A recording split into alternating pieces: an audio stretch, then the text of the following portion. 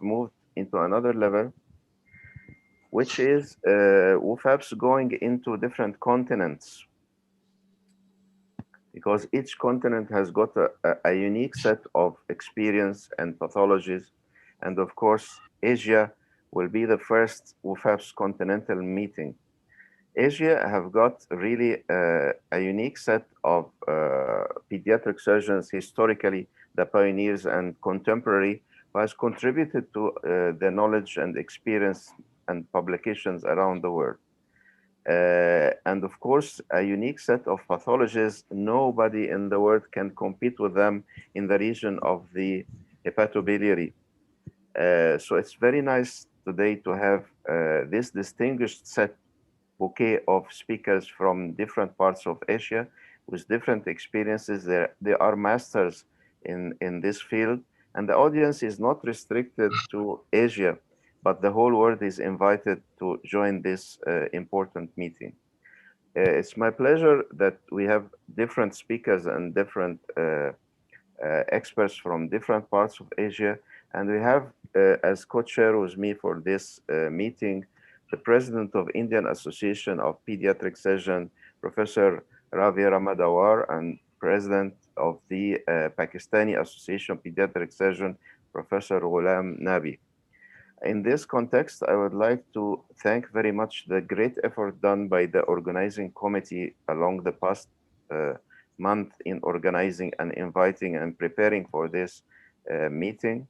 And I wish you a rich discussion and interesting talks that we are all waiting for to listen to. Thank you so much, and have a very nice meeting. I may invite the presidents of the Indian and Pakistani Association of Pediatric Surgery to welcome the guests before we start our first session.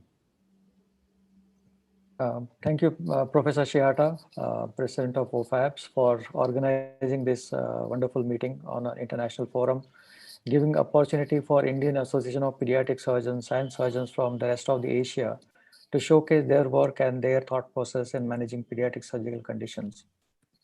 Hepatobiliary conditions are very interesting and intriguing, and there is a lot to learn from today for everybody. And I welcome all the rest of the world to the Indian and Pakistan experience of pediatric hepatobiliary pediatric work. And I'm sure there is a lot we can learn from each other and a lot we can share with each other. Good morning, good afternoon, and good evening, and welcome you all. Thank you so much.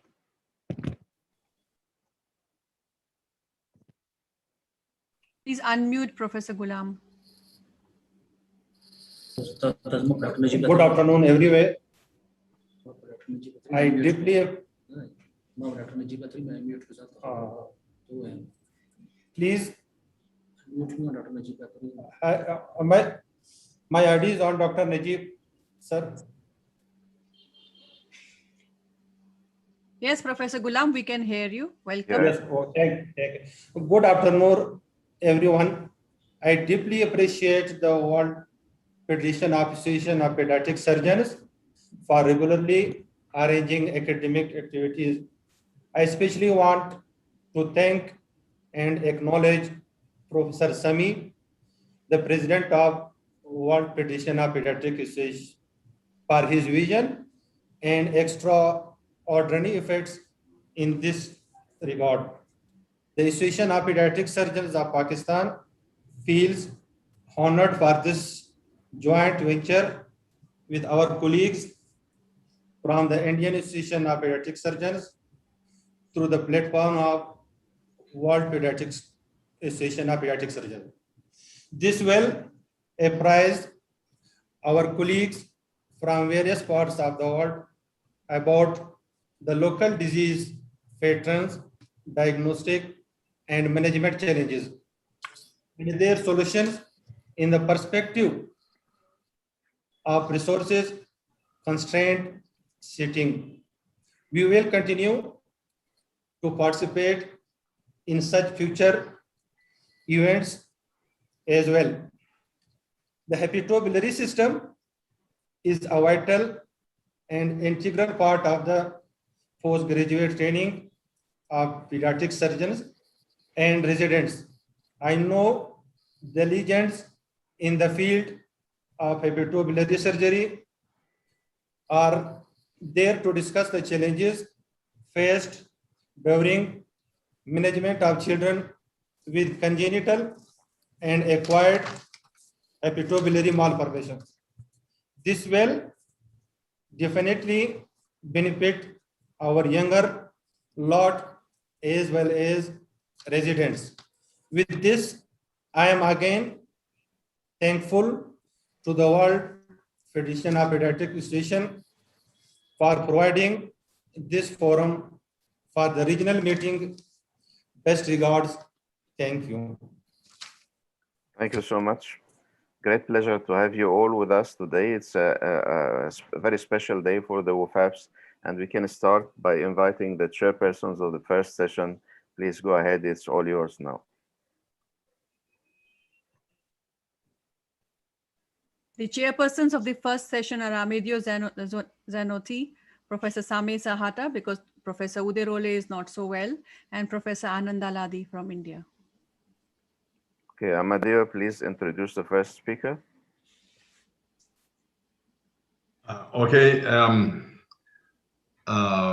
Mr.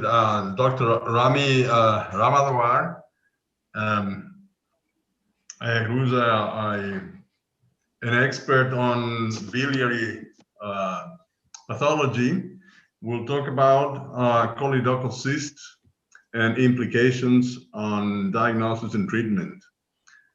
Please, Professor Ramadawar, the microphone is all yours. Thank you very much, Professor Sameh, for the opportunity, and I must thank Professor Shilpa Sharma for organizing the involvement of the IAPS into this meeting. And to begin with, I will start with my presentation.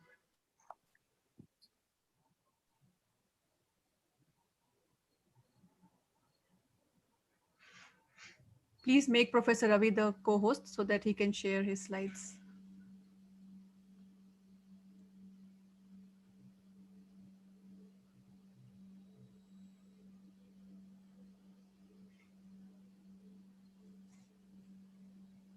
Are you all able to see my screen? Yes.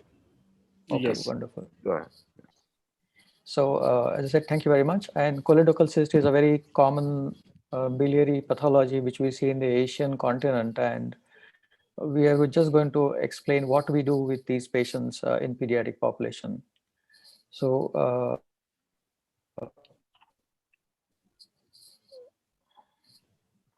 as you all know, Mumbai city, where I come from, where I belong, is on the west coast of India, and Indian continent is consistent. Now, city of Mumbai is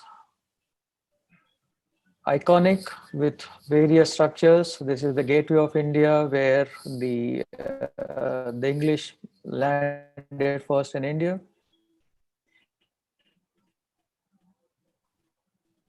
The Wankhede Stadium on Marine Drive, which is very much popular starting today. I think these are some of the iconic structures of the city. So greetings from Bombay Hospital is an 850 bedded hospital where I worked for almost 17 years before I shifted my base. Hinduja Hospital, which is a 350 bedded hospital on the sea coast. SRCC Children's Hospital, which is 205 bedded children's hospital, one of the largest and one of the best equipped children's hospital in the city, and I might as well say probably in the country,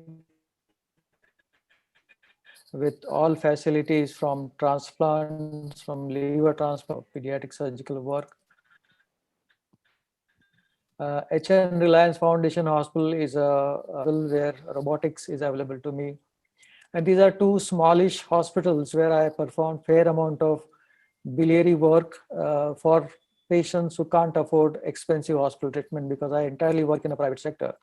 So most exclusive hospitals like Budd-Chiari Hospital, which I'm sure a lot of people are aware of in the Indian continent, And the Hinduja Healthcare Hospital is one of the boutique hospitals where we do these kind of procedures.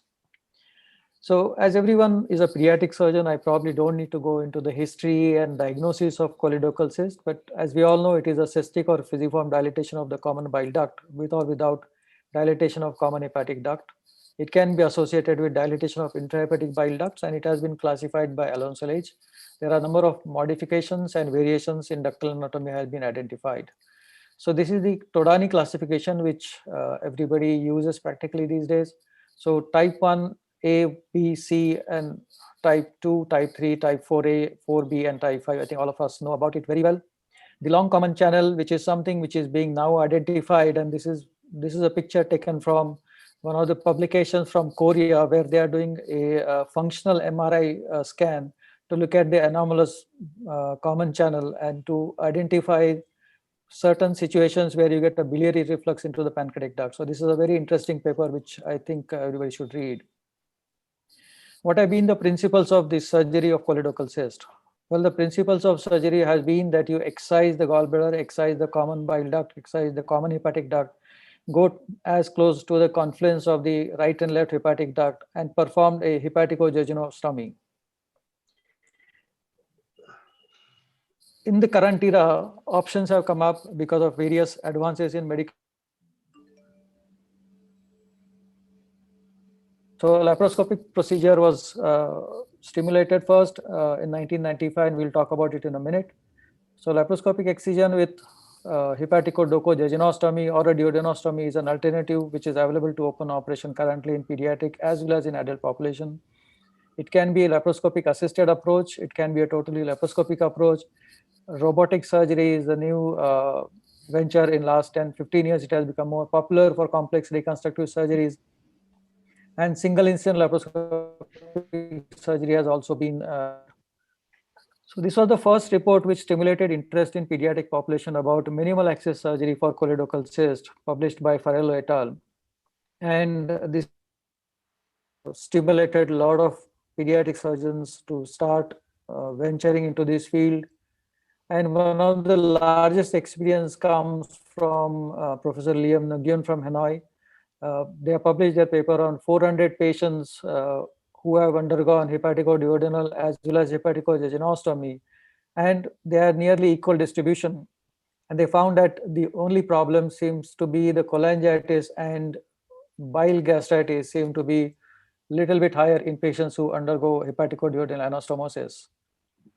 Now, when we look at this paper, we also then dug into the literature to find out what was the role of hepaticoduodenal and jejunal anastomosis. And there was one paper published in JPS in 2011, which compared the open HD versus HJ and found that the patients recover much faster, the operative times were shorter, hospital stays were shorter, and the complication rates were less.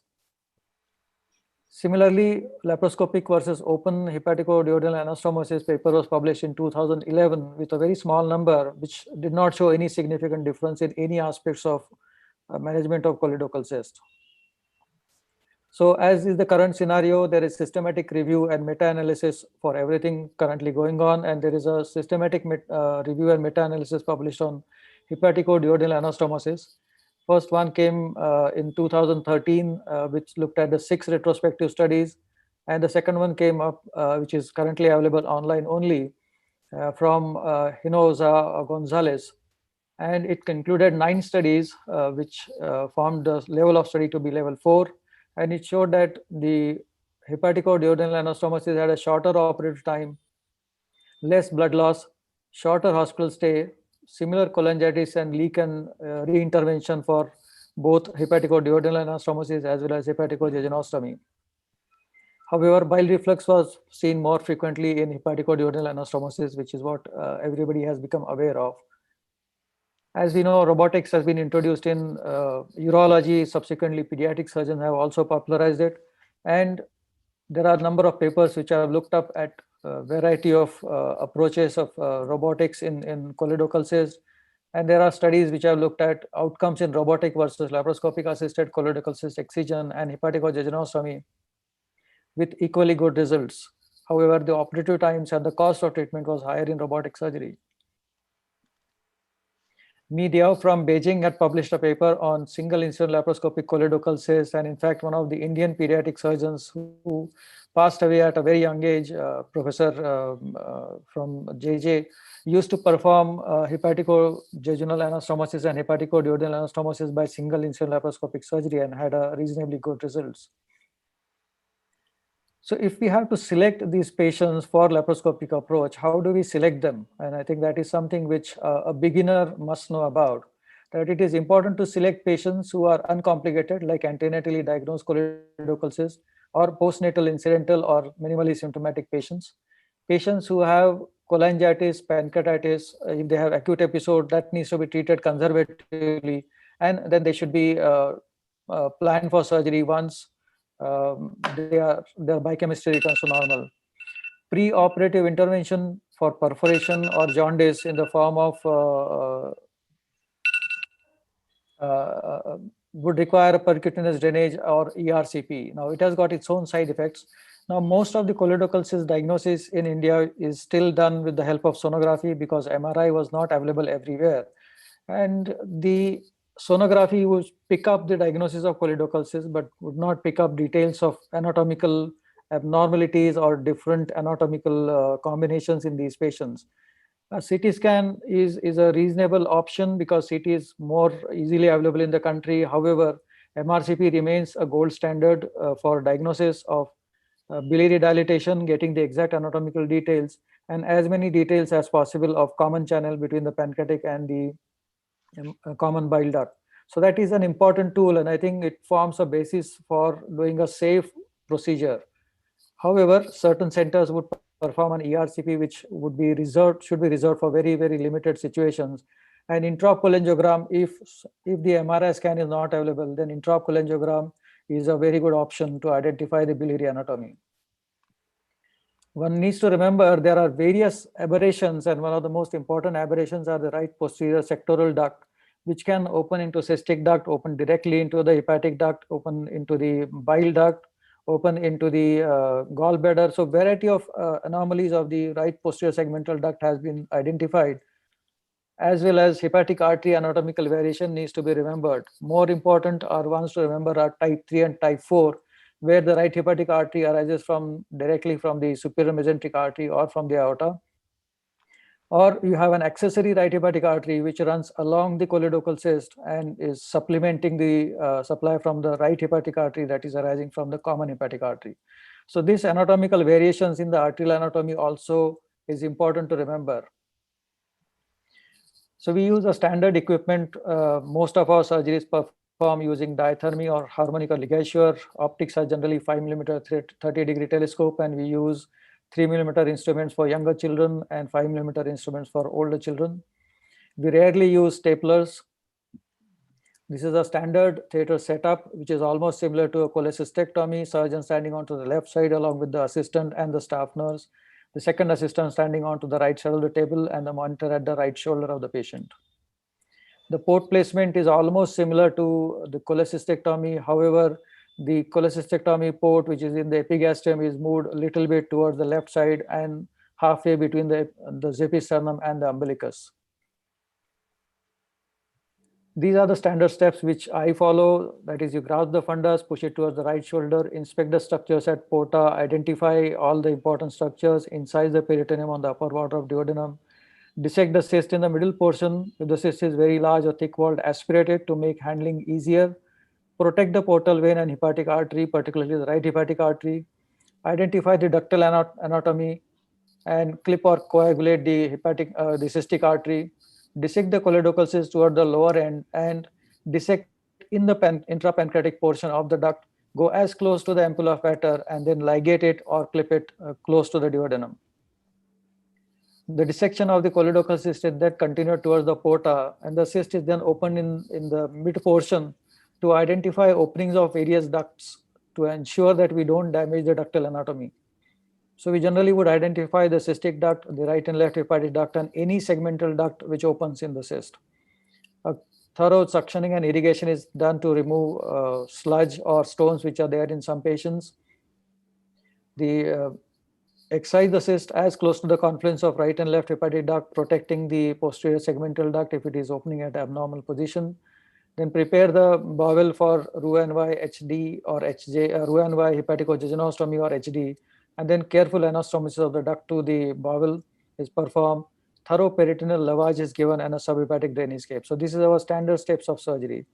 Now I'll show you one of the video clippings. I'll try not to bore you with great many details, but after identifying the gallbladder, we dissect the cystic duct and the gallbladder away from the choledochal cyst. Then identify the ductal structures there, make sure that there is no duct entering into the cystic duct or into the gallbladder. Incise the peritoneum on the medial aspect of the choledochal cyst and separate the choledochal cyst from the hepatic artery and the portal vein. After that, we would then go on dissecting the cyst to the lowermost portion. As you can see that it narrows down beautifully, and then ligate it as close to the ampulla of Vetter by rotating the duodenum and the pancreas. So you can identify the pancreatic tissue there, ligate it and cut it in between the two. After this is done, we would then decompress the cyst, open the cyst and perform a cholangioscopy with our 5mm 30° or sometimes with our 2.7mm telescope. Go and identify the entire ductal anatomy to ensure that we identify any anomalous structure which is there and protect every single segmental duct. Once that is performed, the cyst is then cut very close to the confluence of the right and hepatic duct, generally about 3 to 4mm away from that portion near the confluence. We have not been required to kind of extend the incision onto the lateral side because most of the ductal anatomy has given us a diameter of almost a centimeter plus for anastomosis. After this, we would then align the duodenum by some stay sutures and then perform a hepaticoduodenal anastomosis, as you can see it here. So this is performed using continuous sutures on the posterior wall and two-end sutures and then continuous sutures on the anterior wall.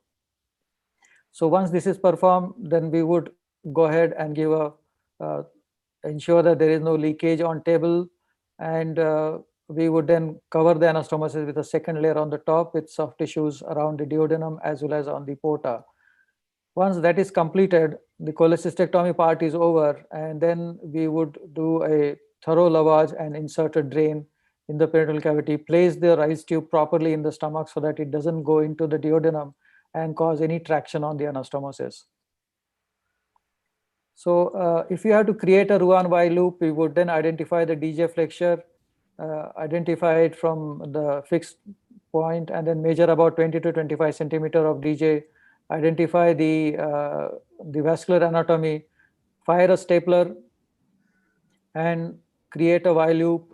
After creating a Y loop, then we make a window in the mesocolon, and then we would have a retrocolic placement of the loop to get the jejunal loop up near the porta hepatis to perform a hepaticojejunostomy.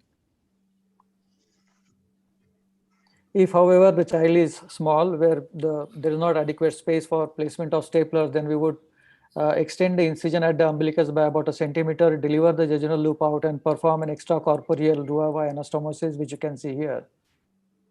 Once that is performed, then the jejunal loop is then anastomosed, as you saw the duodenal anastomosis. In the same way, the jejunal loop is sutured with the hepatic duct.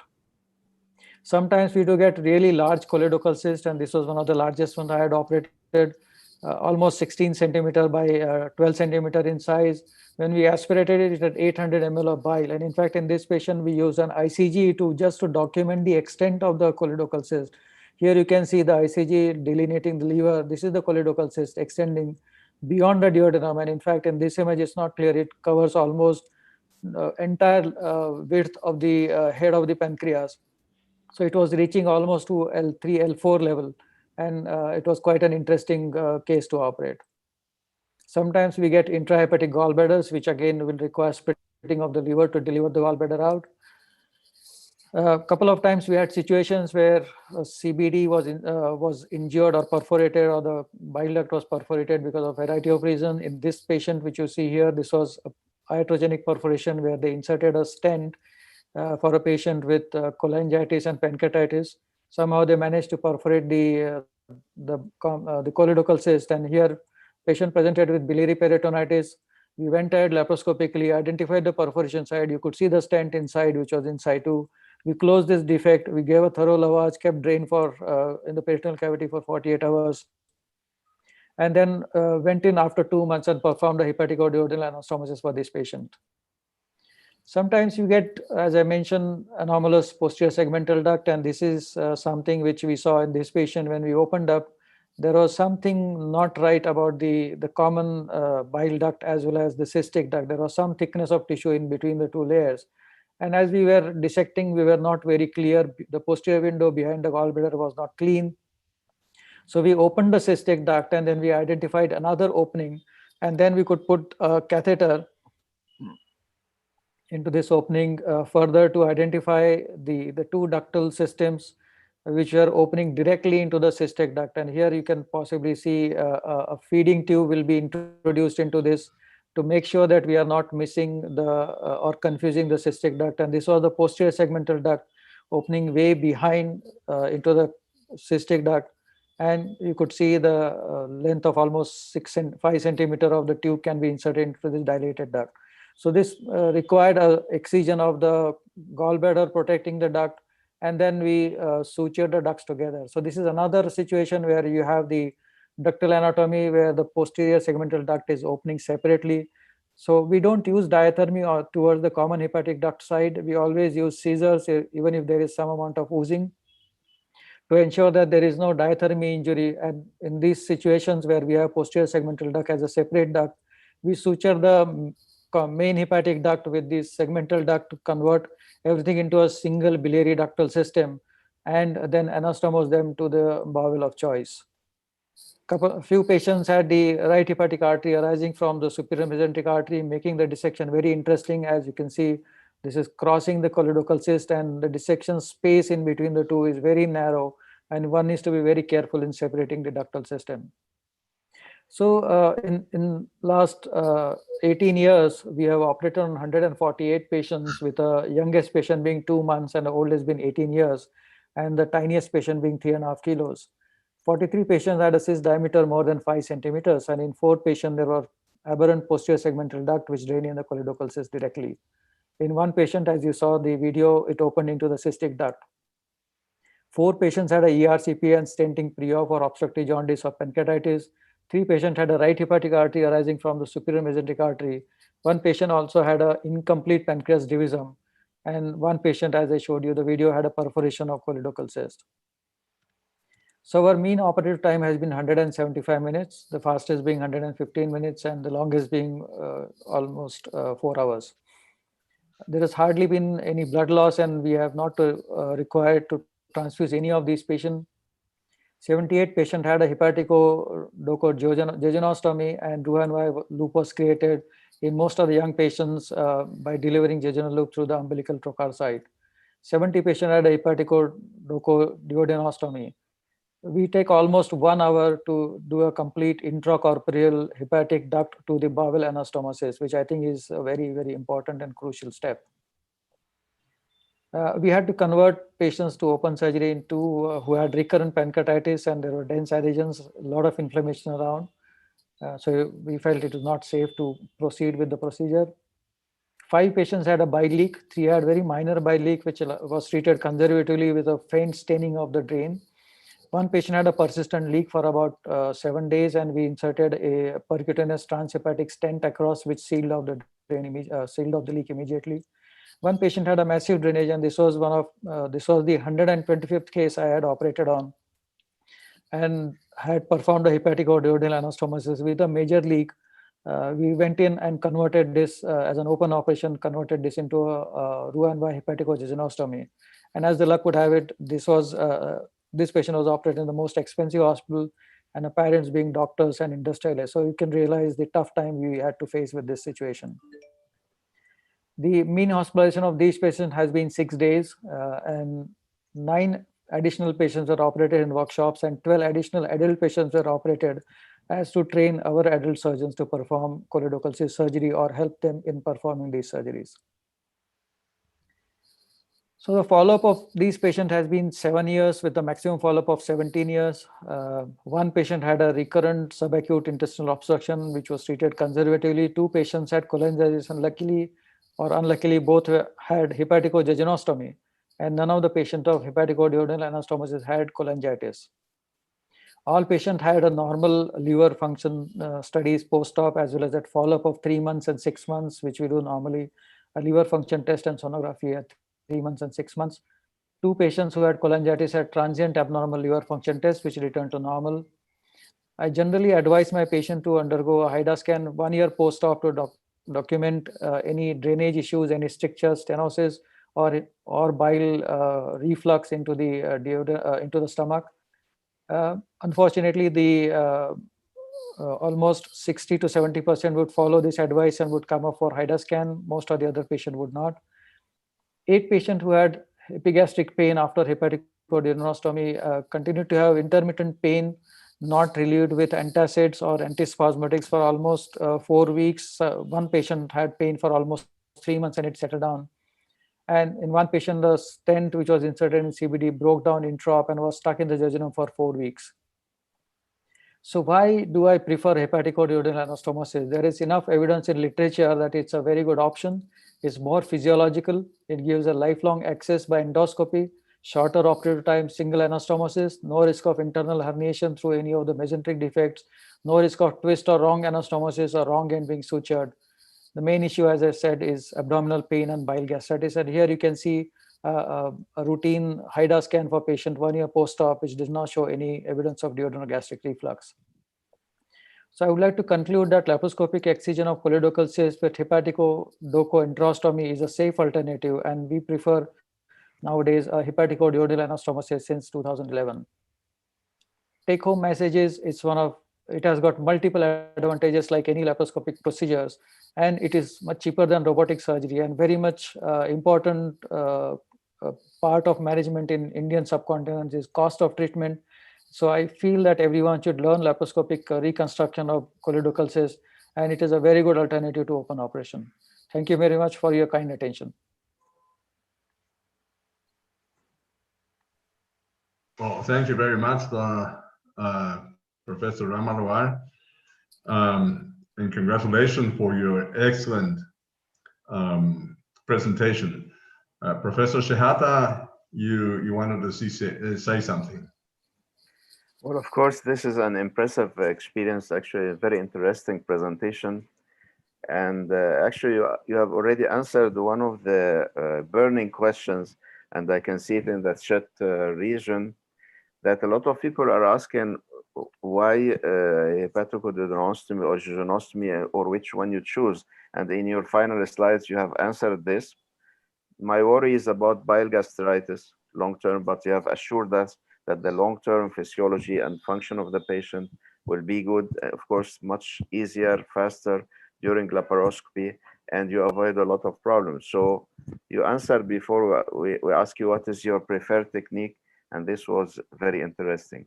We can have some questions from the chat area. Amadeo would like to start discussing them, and I also invite the experts in the field if they would like to comment, ask a question, or tell us their preference. Would you all agree that hepaticojejunostomy is preferred now because jejunostomy is much longer, it takes a lot of time, and there are some technical problems? So Amadeo, do you like to start? Yeah, okay. One question say, which number of cases are needed before you do the procedure? How many Which cases? procedure? Is it the hepaticojejunostomy or choledochal cyst as such? It doesn't say. I think the laparoscopy. Okay, so I think that goes to the basics of training in laparoscopy, that you should start from basic surgical procedures in laparoscopy and gradually go to excisional, then simple reconstructive, and then complex reconstructive procedures like choledochal cyst surgery.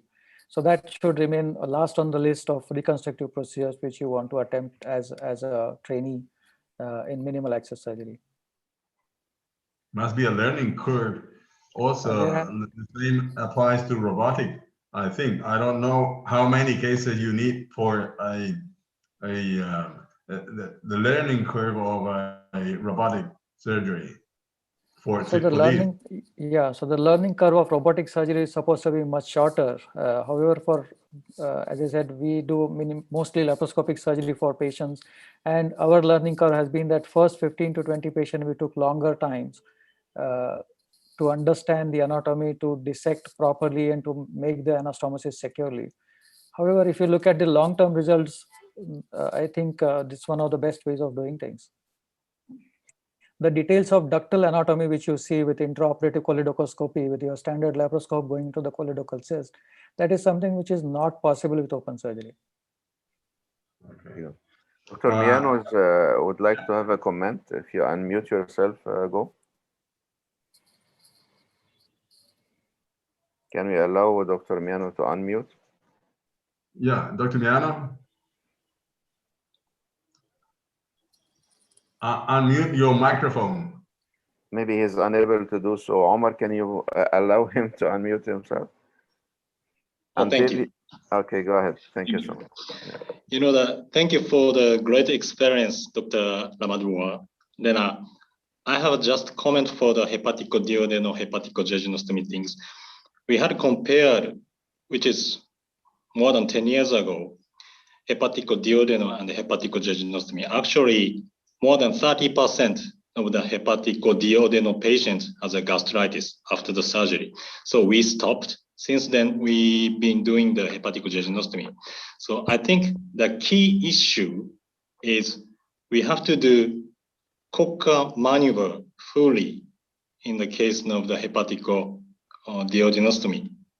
Otherwise, gastritis is happen. So I think if we dissect lateral duodenal side fully and a Cocker maneuver is enough, that's the key issue. Maybe we can do the hepaticoduodenal. That's my personal opinions. Thank you for the presentation. That's an excellent comment, and I agree that we need to cockerize the duodenum properly, and the HD anastomosis should be at least 3 centimeters away from the pylorus. If you make it very close to the pylorus, the reflux is going to be high. Now, having said that, there is a significant incidence of bile reflux even in normal population.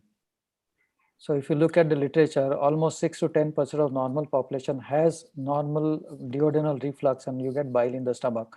So whether there is a long-term association of bile reflux into the stomach with gastritis, with gastric cancer, we don't know exactly. But that obviously is the area of concern, and some of these patients, if they have gastritis, they would require endoscopic surveillance. Very interesting, and this shows that the debate will continue for some time still. That is not yet settled, that the treatment of choice will be HG or HD. There is still some comparisons, and we need longer term and a larger number of patients to reach, but they will stay with us for some time. We have only 1 minute for just quick questions.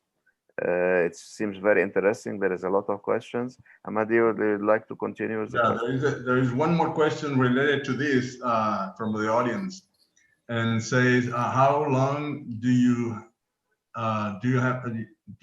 leave on the portal side of the common bile duct, and if you have ever faced difficulty in bringing the duodenum to the portal, to the hepatic portal side? Yeah, excellent questions. We leave about 4 to 5 millimeters distance from the common confluence of the right and left hepatic duct, so that the anastomosis is as high as possible. And we never had any difficulty in bringing the duodenum up, because the choledochal cyst dissection itself, you need to cockerize the duodenum, and the duodenum is quite easily pushed up to the porta hepatis in most of the patients. One of the keys why this happens when there is tension is because you're probably retracting the gallbladder much more severely. If you release that retraction partially, the liver will come down further. And with the pneumoperitoneum going down, the liver then descends further and sits very comfortably on the duodenum. If there is a concern, then as I showed in my video, you can take few sutures on the posterior layer of the pericholedochal fascia, which exists in most of the patients. to the seromuscular layer of the duodenum, so that the duodenum has another supporting layer, and which is what I have started doing after my 125th patient leak. So I tend to do nowadays 2-layer anastomosis at the porta. All right, there are still many unanswered questions, but you are running short of time. So, Dr. Ravi, if you are kind enough, you can answer the questions in the chat area. Thank you very much, Professor. Follow Yeah, them, we'll do and that. Yeah, thank you. Yeah, well, thank you so much for a very interesting talk and experience. And we move on to the next talk. I will ask the other co-chair, Dr. Anand Aladi, to introduce the next speaker.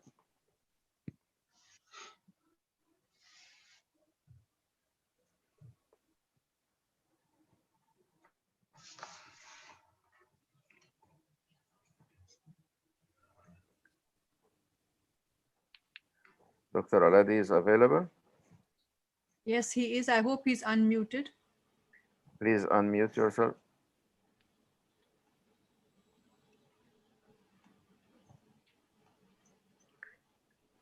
Until he will be ready, I will have the pleasure of introducing the next speaker on a very important subject, which is a little bit less common than the choledochal cyst, which is Budd-Chiari, will be given by Dr. Rajiv Redkar. 20 minutes. Please go ahead.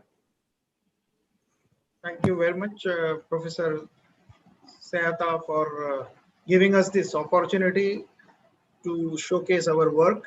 And special thanks to Dr. Shilpa Sharma, who has been instrumental in getting us into the WOFAPS group. I'm a pediatric surgeon from Mumbai again, the pictures of which were shown by our president, Dr. Ravi Ramadwar.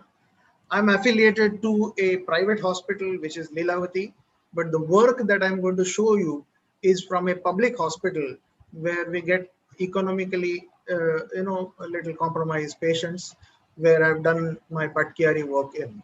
Okay, so let me introduce the subject to begin with.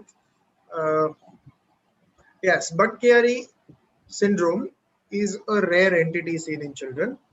It's a hepatic venous outflow obstruction at any level from the small hepatic veins within the liver to the atriocaval junction, as you can see here, from the hepatic veins till the atriocaval junction. Yes, historically, this has been described in 1845 by George Budd from King's College Hospital, who described and wrote about 3 patients, the classic triad of abdominal pain, hepatomegaly, and ascites, and an Austrian pathologist, the picture of which is here below. Hans Chiari documented histopathological features, and hence it's collectively known as Budd-Chiari syndrome.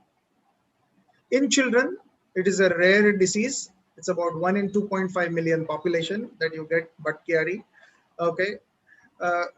It can primarily be because of a thrombotic lesion within the veins, or it can be secondarily caused by something compressing the hepatic veins from outside, like a metastatic lesion or a liver tumor or a retroperitoneal tumor. In India, we have had a few patients of Budd-Chiari with distended abdomen and ascites were thought to be tuberculous ascites in origin and were treated for some time with anti-tuberculous therapy. Generally, the types are of fulminant, then acute, which is of less than 1 month in onset, subacute, which is less than 3 months in onset. And most of the Budd-Chiaris that we see in our population are the chronic ones. So 60% of them are chronic. And there are a few Budd-Chiari patients who may be asymptomatic as well at presentations, but just discovered on sonography. So the clinical picture typically that we see is patient, small child who develops suddenly distension of abdomen due to hepatomegaly and ascites and dilated veins as seen on the belly. Now the liver functions when are assessed in these children, there is a mild derangement of the SGOT and SGPT, that is the ALT and AST, but the bilirubins are essentially normal in these patients. If these patients are not treated, then 80% die due to liver failure. So in the laboratory workup, we do the standard hematological tests, which include the liver functions and coagulation profile. But there are specialized tests for procoagulant workup, which outline the inherited tendencies like the protein C, protein S deficiency, factor 5 laden mutation deficiency, then mutation, sorry, not deficiency, then antiphospholipid antibodies assessments. And there are some myeloproliferative acquired disorders which need to be checked in the laboratory work.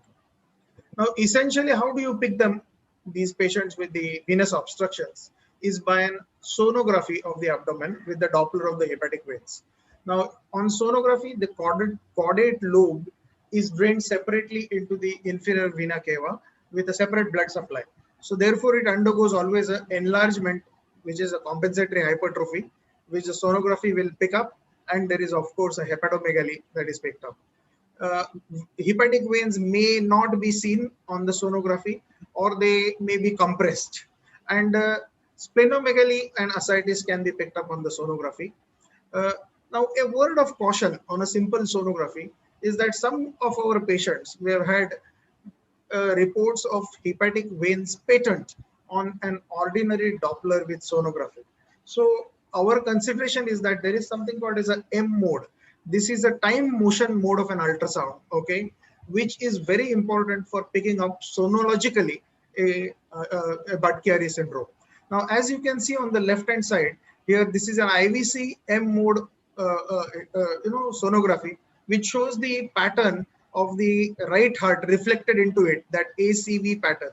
However, in the hepatic veins on the M mode ultrasonography, you are not seeing. So M mode ultrasonography is an important tool and not an ordinary Doppler and ultrasonography for picking up an obstructed hepatic vein, according to us.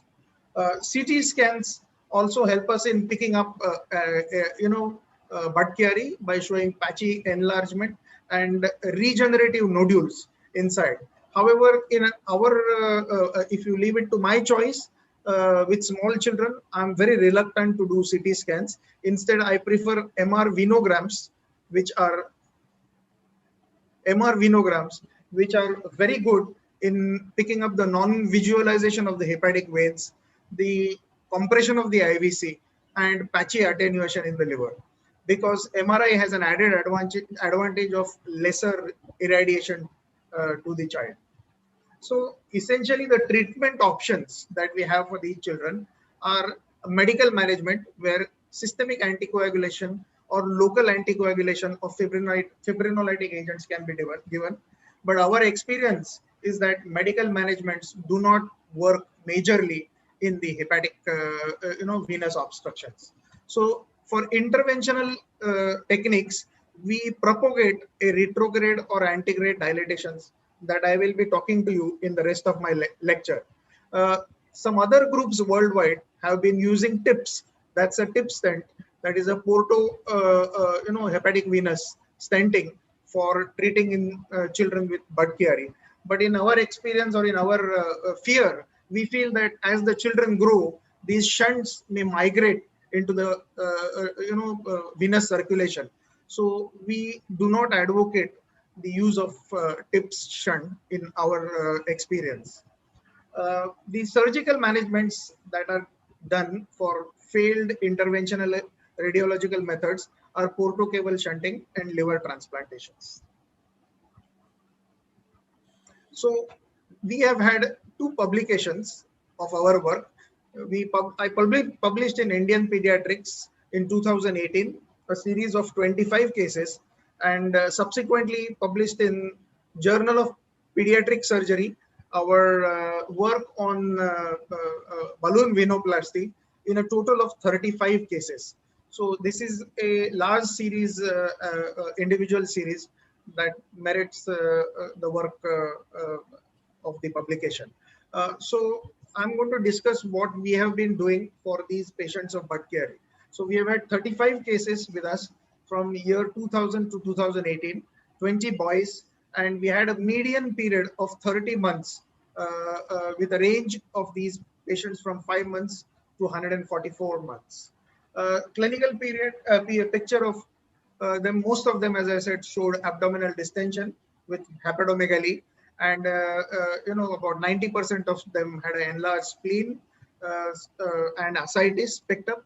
Some of these people presented with pedal edema, and quite a few of them, about 17% of them, had a history of prior loose motions. 4 out of our patients received anti-tuberculous drugs for a prolonged duration in a peripheral center in India, thinking that this ascites was tuberculous. Amongst the lab investigations, we've had a hemoglobin of about 10 grams percent in these patients. The platelet counts were normal. And what I described to you earlier, that the mean SGOT and SGPT in these children were raised, but the bilirubins were normal. And the coagulation profiles were normal in our experience. So we have had total 31 percutaneous venographies done in these 35 cases. Venoplasties were done in 26 cases. In one where the retrograde venoplasty failed, we had to do a transhepatic venoplasty. And amongst the failed venoplasties, we landed up doing portocaval shunts in 4 patients. So our management has been essentially, where if we the medical management has been tried by the pediatricians, but it's not successful, and then they refer to us as surgeons and radiology team. Then we do a percutaneous transhepatic venoplasty with a liver biopsy simultaneously.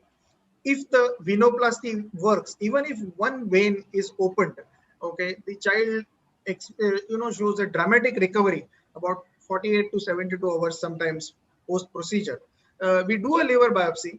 If we do not succeed in opening up the outflow of the liver, then if the liver is congested on the biopsy, we advocate a shunting procedure, or if the liver is cirrhotic in biopsy, then we refer them for transplantation. We do not do a liver transplantation at our center. So percutaneous venoplasty is done via internal jugular puncture. We document the obstruction of the hepatic veins. We record the pressure gradient across the narrowing. We use a balloon dilator to dilate the narrowing. The gradient across the obstruction is measured and checked that it has reduced after the dilatation, and we do a liver biopsy. So to show you a picture, on the left hand side is the balloon that is used, and you can see a wedge where the obstruction at the hepatic vein is seen. You inject contrast into the hepatic vein, it does not go into the liver. After dilatation, you can see the waist of the balloon has disappeared, and dye injected into the hepatic vein has now freely flown into the right liver. So most of the patients, we were able to do it transjugular dilatation. In one where we failed, we did a hepatic puncture, and we did a pro-grade dilatation through the hepatic puncture. As I've told you, we do a histopathological examination, and that helps us in further guiding whether to send the patient who have failed the venoplasty for transplantation or shunting. Yes, the anticoagulation protocol following the procedure. Immediately we start them on heparin intravenously, which we give for about 2 or 3 days, then shift them onto low molecular weight heparin for almost about a month. And then, since we have difficulties in giving injections on a regular basis for a long-term period, we switch them to oral warfarin, and we maintain the INR between 2 and 3. Also, the anti-factor 10A assessments is a problem in our hospital. So therefore, we check we switch them over to warfarin and maintain the INR between 2 and 3. Yeah. So this is the portocaval shunts. We did 3 or 4 portocaval shunts. I have used grafts between the portal vein to the inferior vena cava. So this is a portocaval shunt that we do. They have not been that useful in the failed venoplasty patients in my hands. I'll talk about it to you later. And the ones who have a cirrhotic liver, we leave them. We refer them for liver transplantation. So our results at a mean follow-up, as I showed you, in the mean follow-up period, which is about 38.8 months, we have about 14 of our patients who are symptom-free and alive. So that's the one who are following up. The totally about 60% of them are symptom-free and alive. Venoplasty was done in 13 of these patients, and one spontaneously recovered while awaiting venoplasty in these 14s. We have had 9 patients who have died. 5 of them had a venoplasty which was successful, but clinically they did not improve. So they landed up going for portocaval shunting. 2 of them. 2 of them died due to liver failure, and 1 died awaiting surgery. So even if the venoplasty is successful in some patients, we may not get disappearance of ascites or reversal of the clinical picture in these patients. 3 patients had failed venoplasty and 1 died due to hematemesis while he was awaiting venoplasty. And 12 of our patients in India, it's a little difficult for them to follow up on a long-term basis. So 12 of our patients, and this is all genuine data as per whatever I can collate, they were lost to follow-up, and in them 9 patients had a successful venoplasty. So we've had 14 who are now doing well, and 9 who have died post venoplasty.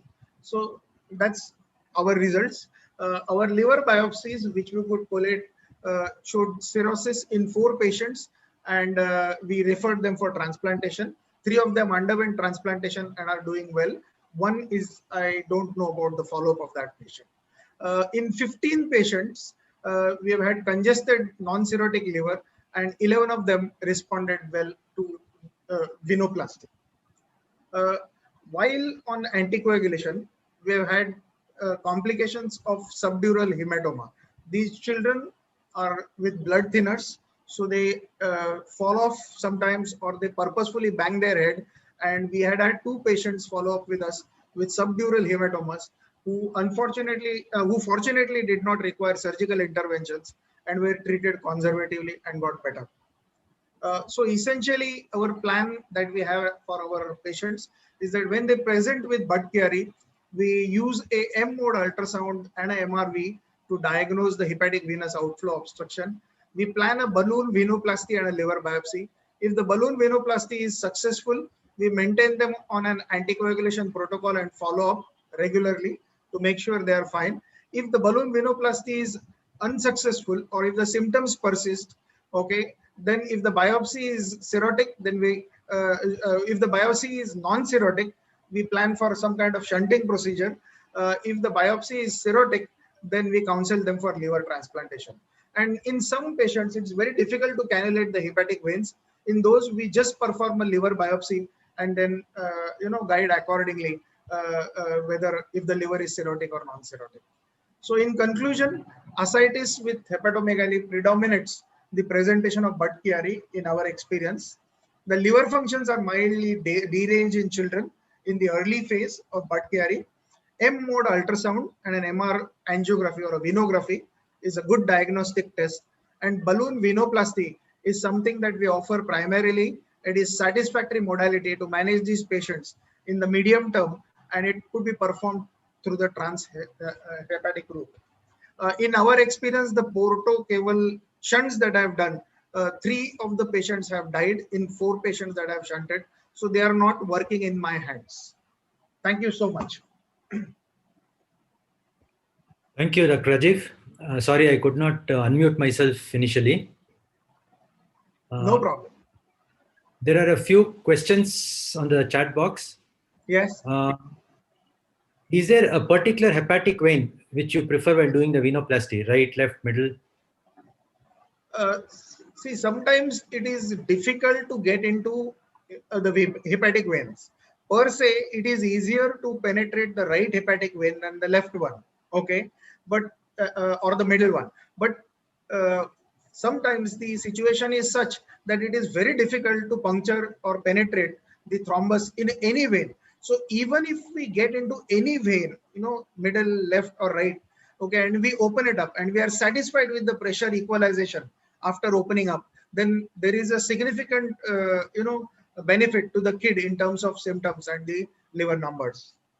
So the preference is for the right vein, but it's not so easily available at times, or sometimes the right vein is like, a dried up tree appearance, but the left one is better. So whatever vein we can get in, we attempt to get in and try to dilate it. At least 1. If you can do 3 of them, that's best. 2 is okay, but even 1 is working in children. and we don't use stents. What about ammoniacal encephalopathy after your portocaval shunts, the 3 patients which you have done a portocaval shunt? Yes, that was a problem, because what happened is, see, I was trying to work out what is the right size, because I worked at King's for a long time and they use the internal jugular vein. But at Wadia, I use the synthetic graft. So first I use a 1 centimeter graft, and then I landed up with what you are rightly saying as the hepatic encephalopathy. So then I reduced the size of the graft to 0.5 centimeters. But then I had a problem with graft blockage. So I am lost about what I should do to graft these children. So I am very open to comments, training, to see if portocable works, because there is a sizable number of patients, according to me, who do not respond to just the dilatation. So for them with a good liver, why should you send for liver transplant primarily? So I am at a loss of ideas, surgical ideas, okay, to do some kind of shunting procedures in these very small children. Average age is about 30 months. So we are looking at very small children. So the transplant teams, of course, they are doing it right now, but they also would like a child bigger for their transplantation at the center where I work. Okay. I think we have a few more questions coming, but I'm not sure about time. Should we continue or shall I introduce the next speaker? Whatever. A couple of 2 more minutes, and then we can continue on the chat box if you kindly can answer the question on the chat box. Yeah. Okay, sure. So the next question which has come up is, does successful venoplasty reverse microscopic early cirrhosis? You had biopsies and checked them again.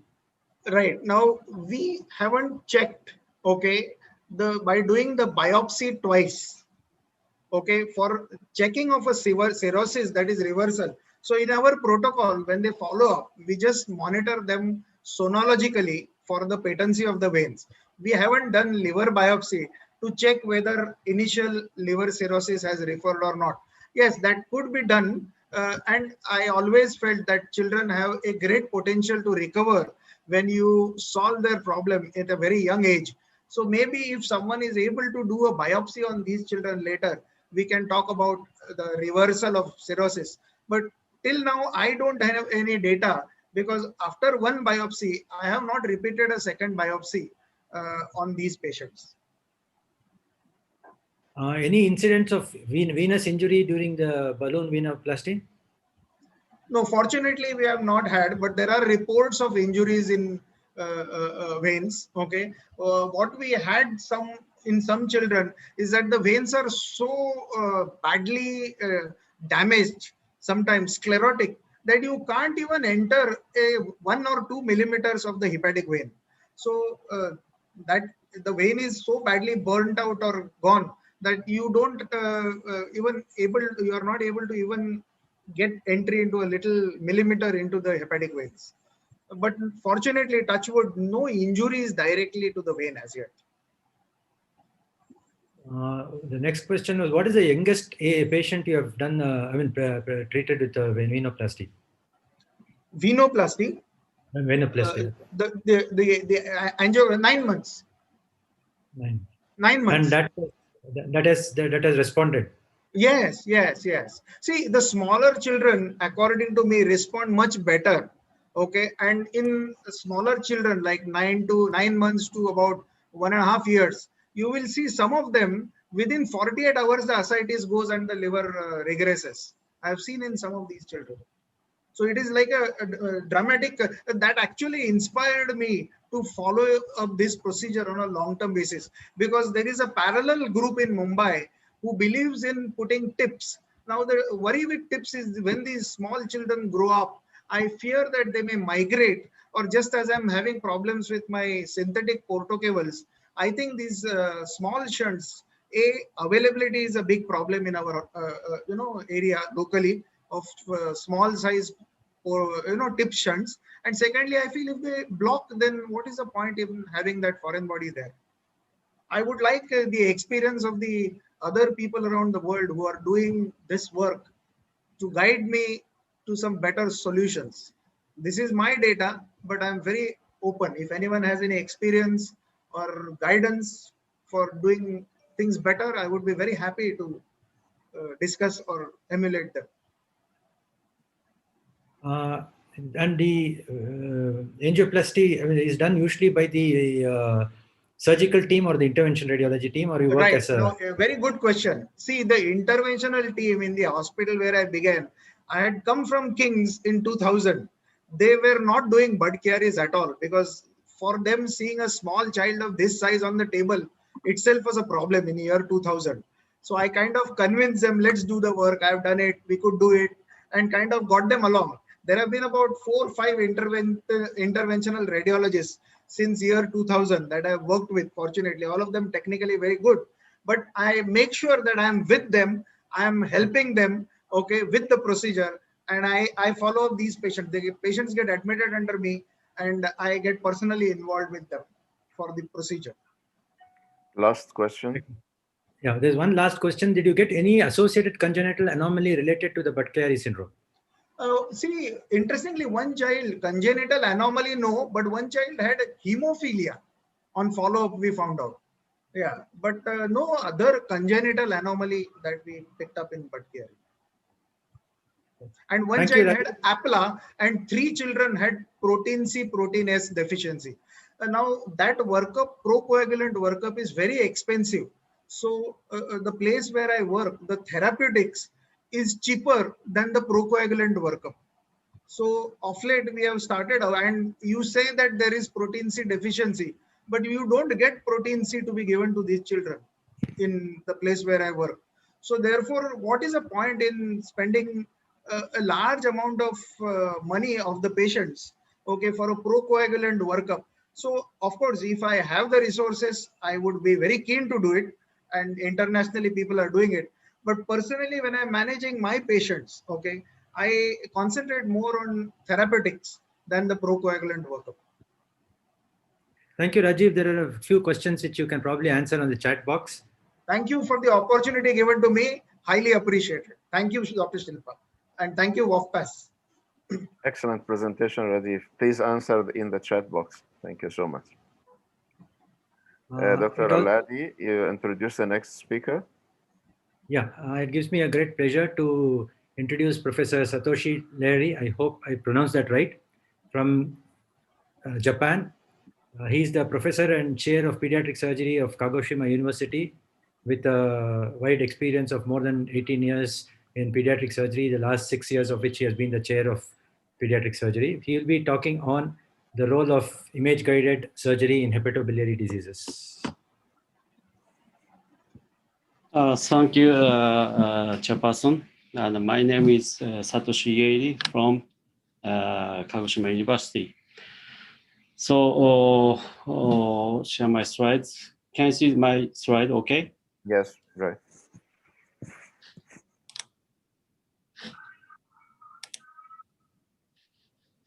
Thank you for your kind introduction. I'm very honored to have my talk in WOFAPS regional meeting collaboration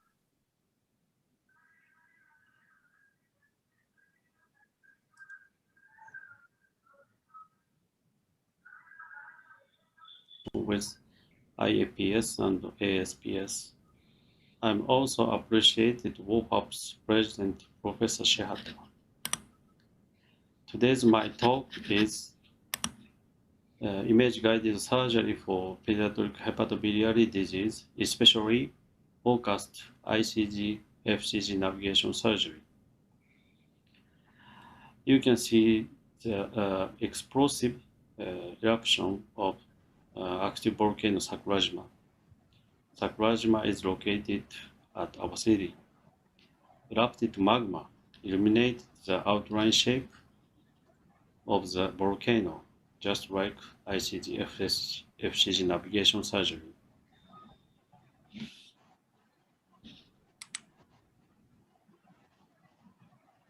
Almost 10 years ago, we developed the augmented reality navigation system for pediatric laparoscopic surgery. System configuration was shown in the left side. A high-definition camera mounted on the 30-degree gyroscope provided a view of the operative field. Display was connected to navigation workstation. volume images were reconstructed by 3D viewer software. Optical tracking system was used for the registration between volume image and body surface markers.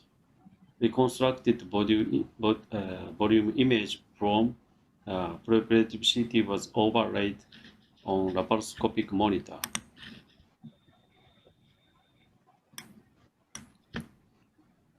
This video shows the application of laparoscopic splenectomy in children. This is the vascular overlay image in the laparoscopic view. Scope was 10 frames per second by using the optical tracking system. You can see also the accessory spleen and the pancreatic tail.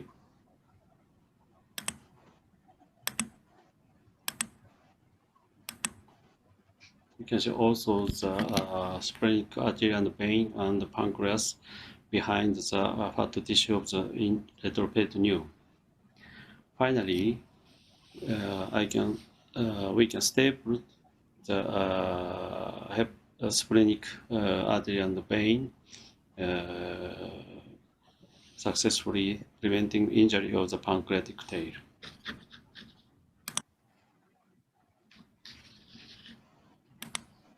Recently, indocyanine green near inflated fluorescence imaging ICG FCG was developed for real-time vascular mapping, cholangiography, lymphatic tissue, and so on.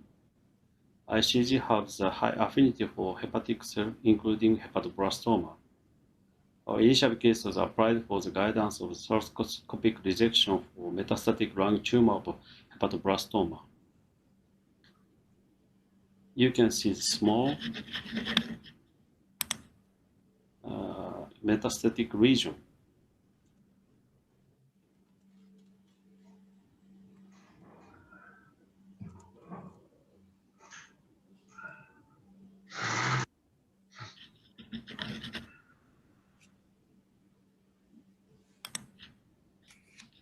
This is metastatic region.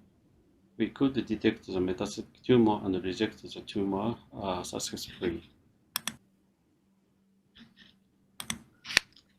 Next, we applied ICG for the vascular mapping for the gastrointestinal tract disease. This is the application for the laparoscopic assisted transrenal push-through for hair spring disease.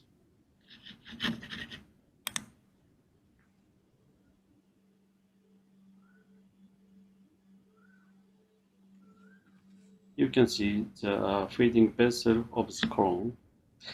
We could treat the vessels to keep the sufficient blood supply for the push-through intestines safely.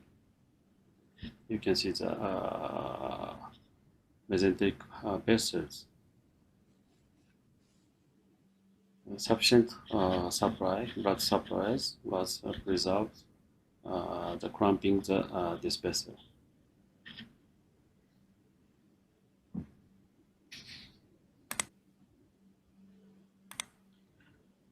We also applied the ICG vascular mapping for the anorectal malformation.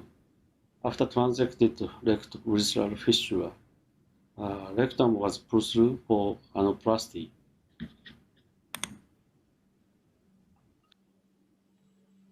You can see the sufficient blood supply was confirmed for the intestinal wall of the pushed through colon.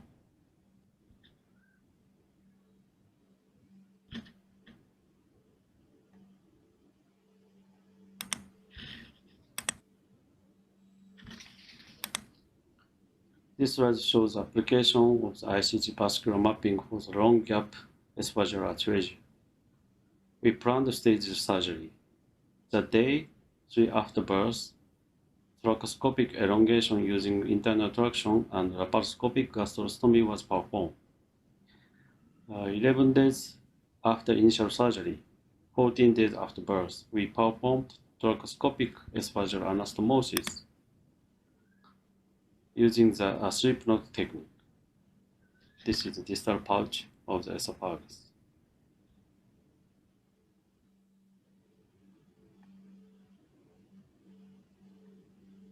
Initial surgery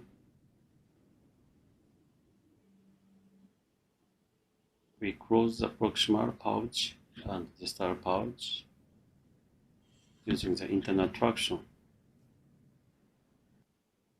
2 internal traction was used for the close to the distal and proximal pouch. Clippers were applied. This is after elongation.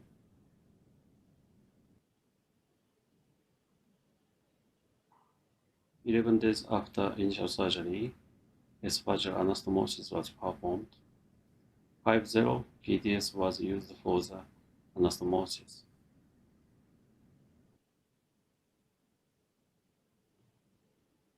After approximates the both pouch,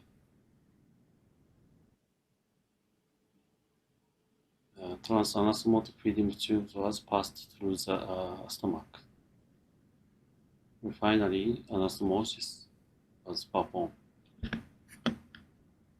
And then the blood perfusion was confirmed by ICG image.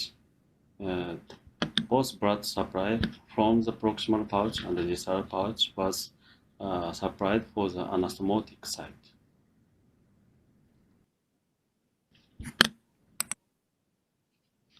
So, ICG application for the hepatobiliary disease we introduce.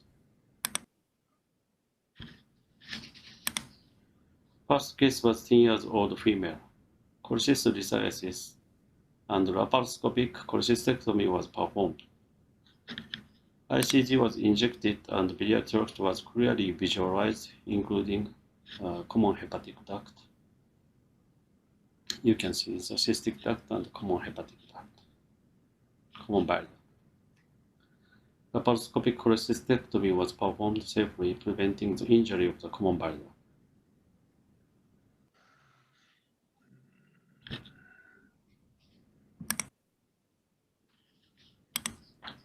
Next, we plan the direct visualization of the biliary tract using the direct injection of the ICG.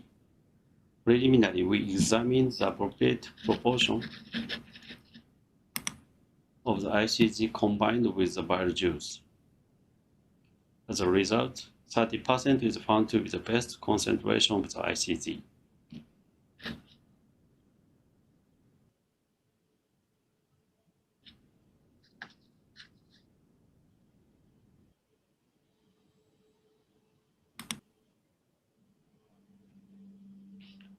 This slide shows the application of the ICG, hepatic artery, and common bile duct mapping for the choledochal cyst patient. During the dissection of the common bile duct, we initially visualized the hepatic artery using the intravenous injection of the ICG.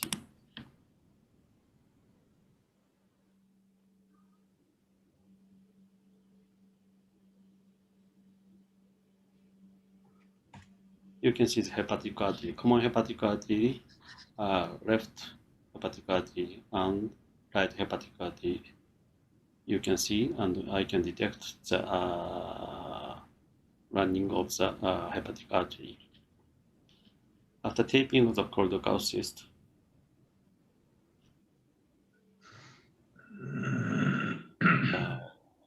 catheter was inserted to the gallbladder.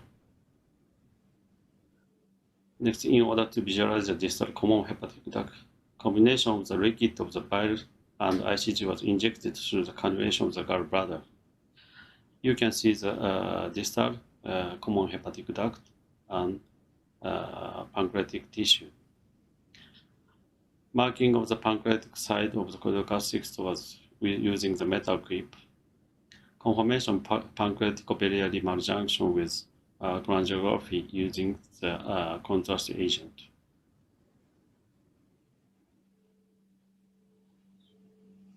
Finally, we rejected the pancreatic side of the choledochal cyst.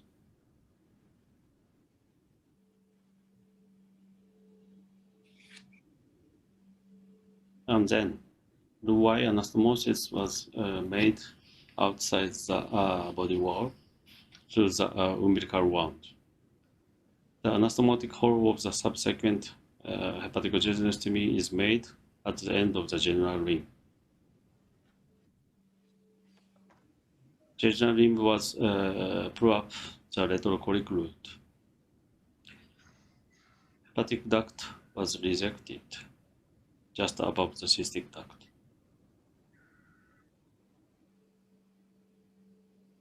We performed the cholangioscope to exclude the protein plug.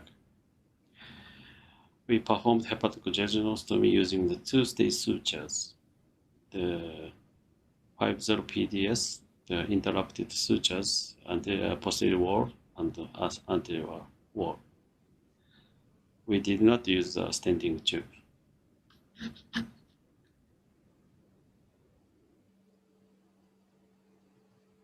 Hepaticojejunostomy was performed.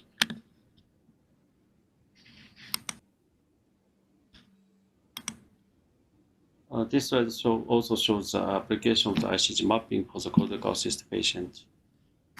The combination ligand of the bile and ICG was injected through the cannulation tube of the gallbladder. You can see the common bile duct and pancreatic tissue using the ICG image, overlay image. The distal end of the common hepatic duct inside the pancreatic tissue was clearly visualized and transected safely.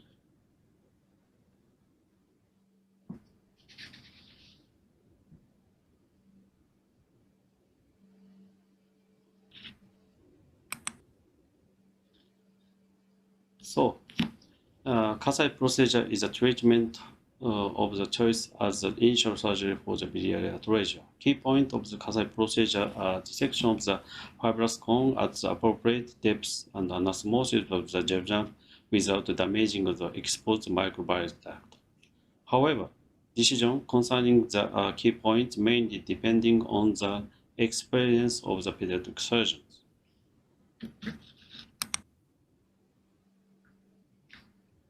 A 2-month-old boy presented with jaundice with whitish stool, elevated hepatic enzyme, and direct bilirubin level were observed with blood chemistry study. He was evaluated hepatobiliary scintigraphy and diagnosed with biliary atresia. He was then scheduled Kasai procedure on the 70 days after birth. We planned the ICG navigation for the Kasai procedure. Following dissection of the fibrous cone, the portal hepatis was monitored intraoperatively using the near-inflated ICG. Divided the fibrous cone, dissecting and rejecting the fibrous cone on the left side and right side. Spot deflorescence in the small bile duct was observed the right side of the porta hepatis. Guiding the appropriate level dissection was for the fibrous cone and the identification of the dissection margin of the anastomosis of the jejunum. Hepatoportal enterostomy with blue-white anastomosis was carried out along the jejunum, taking care of the avoid damaging the exposed microbial duct. This slide also shows the application of the ICG for biliary atresia. Initially, laparoscopic exploration was performed.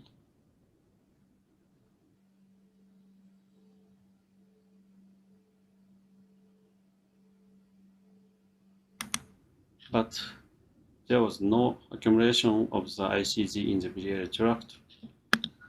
You can see no ICG accumulation, small gallbladder and biliary tract. We converted to open surgery and performed Kasai operation.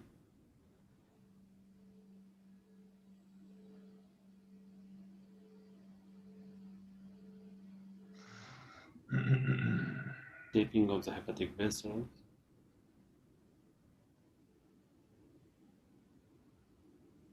The fibrous remnant was rejected the careful dissection.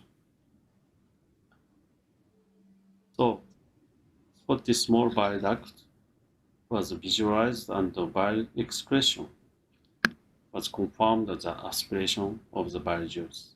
You can see the bile juice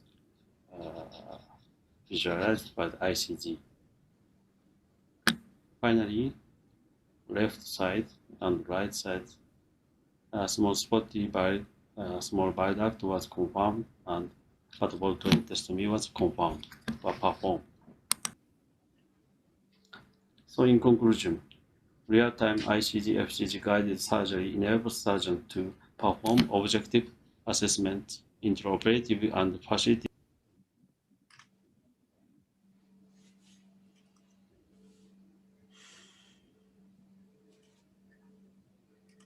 Thank you for your attention. Sorry to stop my presentation.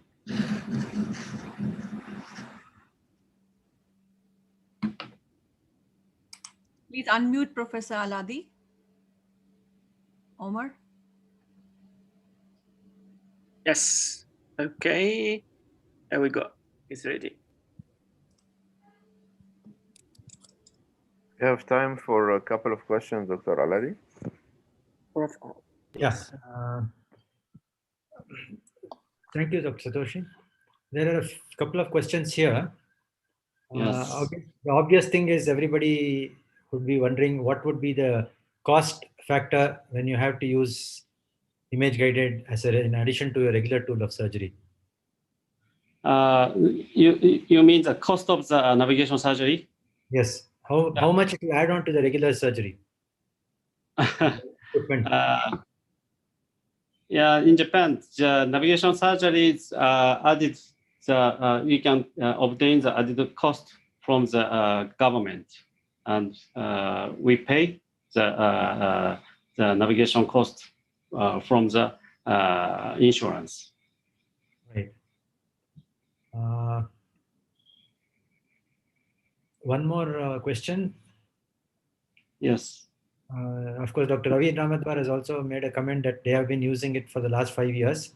He had presented that in one of the conferences recently also.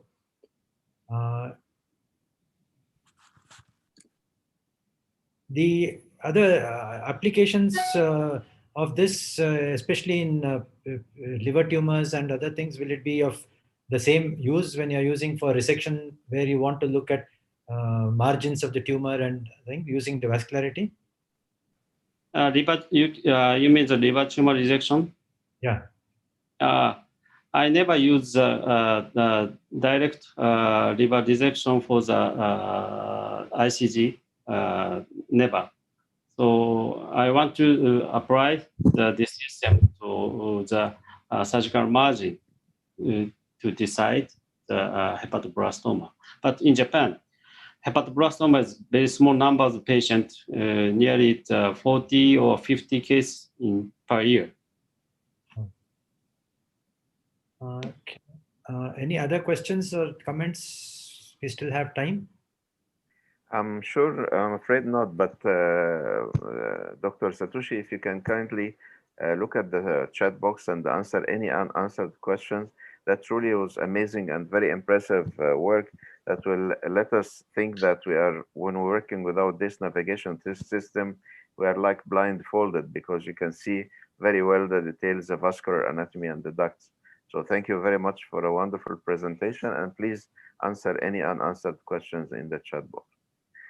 Dr. Aladi, can you kindly introduce next? We move on to the next part of our free papers, and I would like to invite the chairpersons of the next part, Dr. Zoran Bakhtiarevich, Dr. Rajiv Redkar, and Sharon Cox, to introduce the speaker.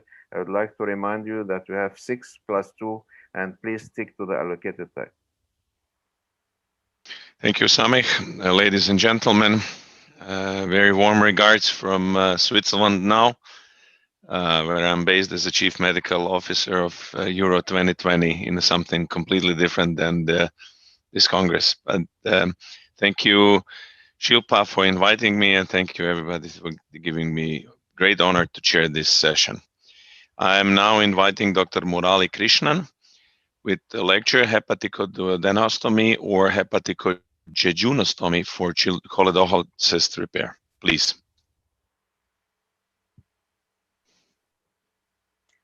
Omar, please unmute. Yes, he's unmuted.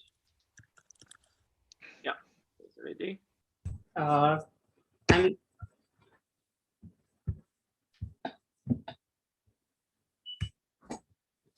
Good evening, everyone. I'm Dr. Murali Krishnan. Good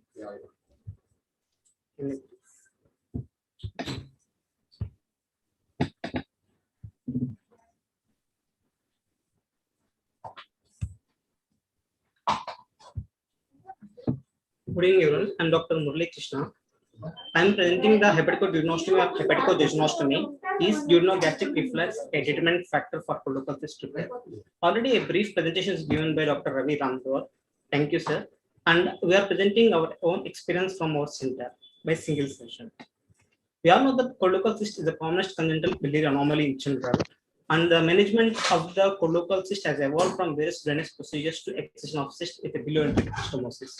And the most commonly performed procedures are either the hepaticojejunostomy or a hepaticoduodenostomy. Even though hepaticoduodenostomy is initially proposed procedure, but in view of the high incidence of biliary gastritis, the hepaticojejunostomy has been preferred and most commonly performed. But in this laparoscopic era, there's a paradigm shift towards the hepaticojejunostomy because of the easier reconstruction and the physiological drainage. And even the recent literature is also supporting the hepaticojejunostomy. So our aim of our study is to compare the outcomes of the hepaticojejunostomy and hepaticojejunostomy in children who are operated for the choledochal cyst. Our objectives were to compare the biliary reflex gastritis in both groups by clinical assessment and assess the duodenogastric reflex by either endoscopy, in which you can see either the signs of antral gastritis or the biliary stomach, and do an biopsy and perform the HIDA scan. So this is a prospective comparative study on a retrospective cohort of patients who were operated between January 2000 to December 2017. And the study duration is of 18 months, and the children who were operated for choledochal cyst and have minimum follow-up period of 6 months were included in the study, and who underwent the other alternate procedures or who were not given consent were excluded from the study. And we collected the retrospective data from the postoperative course and details and follow-up. And we do the clinical assessment, HIDA scan, and upper GI endoscopy and biopsy. The statistical analysis was done by student details. So total of 54 patients were operated, among which 42 patients are having a mean follow-up period of more than 6 months, and 38 were participated in the study, and both 19 in both each group. And both the groups were evaluated for the symptoms of gastritis, upper GI endoscopy, histopathology, and HIDA scan. The results are analyzed. Coming to the results, the mean follow-up period of the hepaticojejunostomy is 120 months, whereas with the hepaticojejunostomy is recently performed, so the mean follow-up period is 20 months. Coming to symptoms of gastritis, we evaluated the symptoms of gastritis as the pain in upper abdomen and also in the non-bilious vomiting. Almost 52% of the patients who were operated for hepaticojejunostomy has symptoms of gastritis, which is statistically significant, and neither of them in hepaticojejunostomy. In the HIDA scan, you can see there is a biliary reflex. Nearly 79% of the patients who underwent hepaticojejunostomy has the duodenogastric reflex in the HIDA scan, which is statistically significant compared to the hepaticojejunostomy group. Coming to the upper GI endoscopy, nearly 74% of the hepaticojejunostomy group has the antral gastritis, whereas the 10% in hepaticojejunostomy has the antral gastritis. But the biliary stasis and biliary reflex is mostly seen in case of hepaticojejunostomy. And compared to both groups, the hepaticojejunostomy group has a significantly higher incidence. In the histopathology, we've taken the biopsy from during the endoscopy, and the histopathology is confirmed. The same patients who have the enteritis are confirmed by histopathology. Nearly 74% of the patients who underwent hepaticojejunostomy has a higher incidence of the enteritis. Coming to discussion, the HIDA scan, we use the HIDA scan for evaluation of the duodenogastric reflex. The initial phase of HIDA scan can use it for assessment of duodenogastric reflex. Nearly 79% of patients have the duodenogastric reflex in the patients who underwent the hepaticojejunostomy and none with the hepaticojejunostomy. This is the first time we are using the non-invasive screening modality for children who underwent the hepaticojejunostomy. Whereas on upper GI endoscopy, there is a mild erythema erosions and biliary reflex was seen, mainly due to the duodenogastric reflex. 74% of the patients in hepaticojejunostomy group has shown the enteritis. And similar studies by Seth Kumar Narayan et al. And Shumatkar has shown the high incidence of gastritis in hepaticojejunostomy. In histopathology, we have seen that this chronic inflammation foveolar hyperplasia on histopathology from the biopsy from the antrum. Nearly the same 24% of higher incidence of 74% of patients are having the visual enteritis and having the enteritis on the histopathology. The similar incidence are shown by the Shumatkar et al. So I conclude that even though the hepaticojejunostomy is technically easier for compared to hepaticojejunostomy and have the similar outcomes in the post-operative period, but when you follow up for a brief duration, there is a higher incidence of biliary gastritis and duodenogastric reflux. So we have having a very short follow-up period, but the children needs to follow up for a clinical relevance for long-term relevance. The recent systematic review and meta-analysis by Nejosa and Gonzalez et al. Has concluded the similar findings. So in this laparoscopic era where hepaticojejunostomy is most commonly performed, so there is a word of caution because of the duodenogastric reflux and biliary gastritis. And they can use the HIDA scan as the non-invasive modality for screening of duodenogastric reflux. When the patients are presenting of the pain abdomen, they can use the upper GI endoscope as a screening tool during follow-up. The role of PPA in these children is yet to be elucidated. Thank you.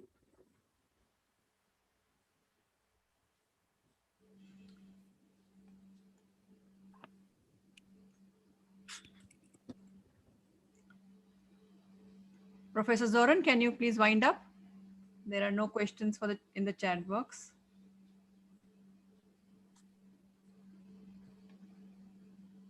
Can I ask a question Yeah, here? I'm sorry, I was muted. I'm sorry. There is no questions in the chat box. So any from the public? Omar, I think you wanted to ask something. No, I just unmuted you, sorry. Thank you. Okay, thank you. Somebody wanted to ask a question. Somebody said, can I ask? Hello, yes, this is Rajiv Redkar here.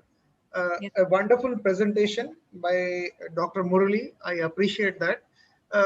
In your hepaticojejunostomy group, did you do cauterization of the duodenum? Yes, sir. Thank you for asking question, sir. We'll do the cauterization of the duodenum, sir. And yet it is giving problems to you. So I think you have a very important message. If possible, you have, you should publish your paper. It's a wonderful study. Thank you. Definitely, sir. Thank you, sir. Thank you. Do we have any other comments or questions from the audience? Please Yes. ask Professor Gupta. Yes, Okay, Dr. Gupta, please go ahead. Please unmute him, Omar. Please unmute Naima. Okay. Yes. Can I introduce the next speaker? What is the protocol, Chairman, sir? Yes, please go ahead. Yes. Yeah. Yeah. And it's 6+2 again. Yes. So the next speaker is Dr. Naima Zamir, who is an associate professor in Department of Pediatric Surgery at the National Institute of Child Health, Jinnah Sindh Medical University, Karachi. Looking forward to hear your talk. All the very best, Dr. Naima. Thank you very much. Hello to you all. Can anybody hear me? Yes. Okay. Okay. Thank you very much for giving me this opportunity to present my studies over here. Apart from the routine cases of choledochal cyst, we surgeons do sometimes come across an atypical cyst type of cyst, either in terms of their anatomy or in terms of their complications, and they might cause a challenge for us, and that leads us to change our management protocol. Here I'm over here to share with you some of the atypical cases we had operated in our one of the surgical unit for our institute, and how we address those challenges we will discuss over here. Naima, please share your screen. We can't see your screen as of. Just hold on.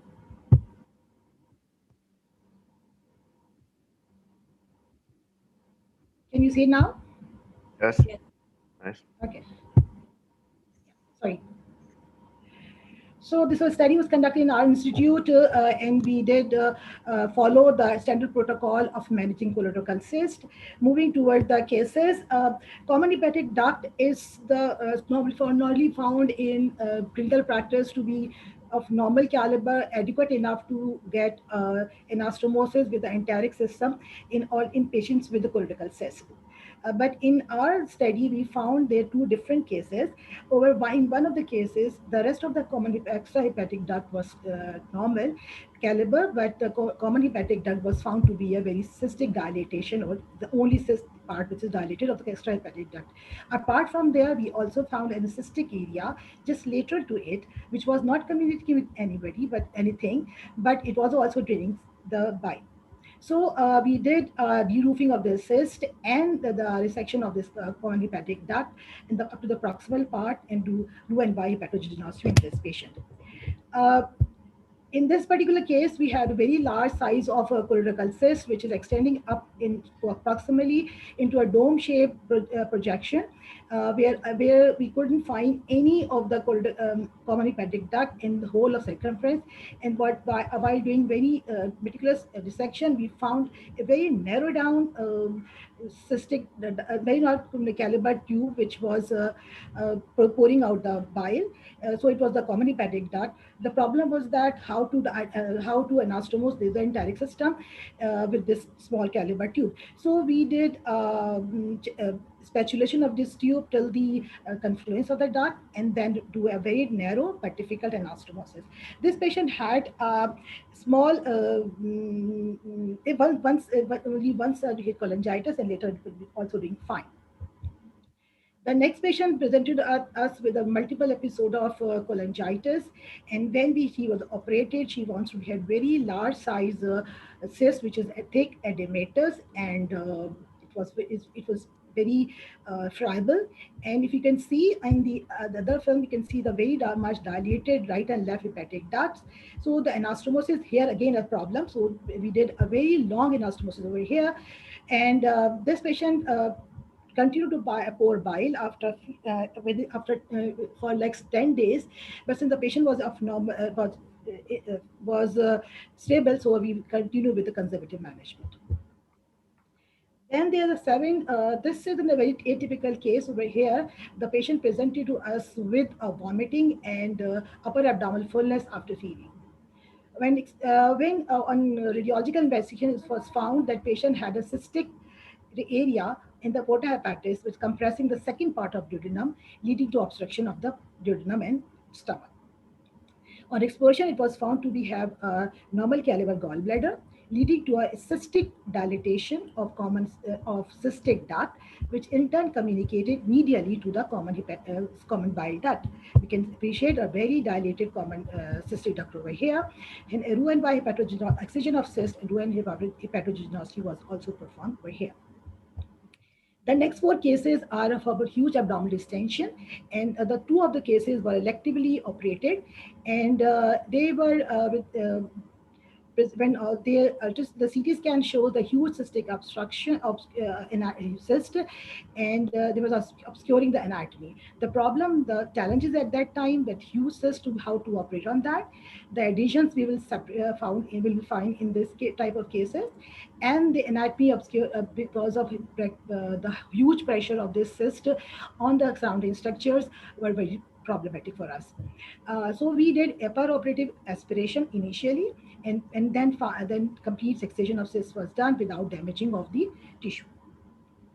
Then there are 2 more cases with the sepsis along with this huge distension. They were optimized first, and the part of their optimization process, they were pre-operative. We have placed a drain in them. And in first case, it was drained about 400 cc, and then continuous draining, and she was optimized till after 15 days, and a complete excision of the cyst was done with slight difficulty. Then another patient who was 12 years old, she had also had sepsis. Apart from his huge cyst, colorectal cyst, there was another cystic area on left side of abdomen, which was drained pre-operatively. This patient also improved post-operative time. Now she's waiting for the surgery in next week. These are the few pictures of the same patients. The one which used distension, you can appreciate a huge distended cyst in the abdomen, which is pushing all the good loops on the one side. This is the other patient, and you can see that this is the patient who had with this sepsis, and a pre-operative ultrasound guided drain under local anesthesia was done in this patient. This is the last patient who presented with a choledochal cyst, and along with that, there is a cystic dilatation of the left side of the abdomen and with few pockets of collection in the lower abdomen. When you explore, we found a pseudocyst on the left side abdomen, which drained about 800 cc of bile, and a drain, and it was de-roofed, and a drain was placed in the in the choledochal cyst. And you can appreciate over here there this huge cyst which is displacing the duodenum and is causing a swelling of it. To conclude, aberrant anatomy in patients with choledochal cysts poses challenges at surgery. Surgeons should be prepared to address them at operations. Thank you.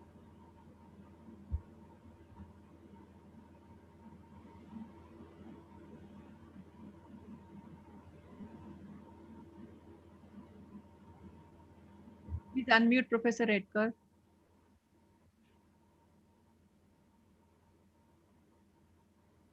Yes, nice presentation, Naima. There are a few questions on the chat box that I would request you. Okay. What was the definitive procedure which was done in case 3 of a very large cyst? Yes. In the case 3, we did Roux-en-Y hepaticojejunostomy. After excision of cyst, we did Roux-en-Y hepaticojejunostomy, but the jejunal loop was transected longitudinally, and it was a very long cyst, anastomosis was done in that case. Okay. And do you use a scope to look for intra or extrahepatic stones while you are doing the surgery? No, I don't. We don't. Okay.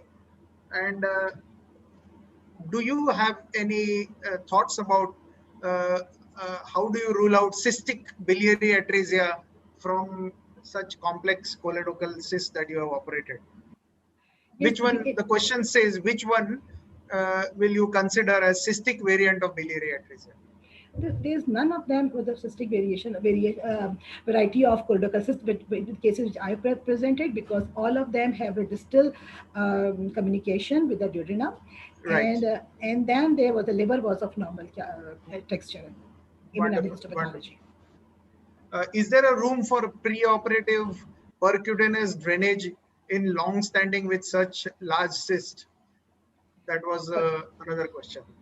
But I think you have an approach when you do a percutaneous drainage. I think it is an individual, choice, and one should do it depending on your expertise and the complexity of the case. Yes. So no harm in doing it in stages.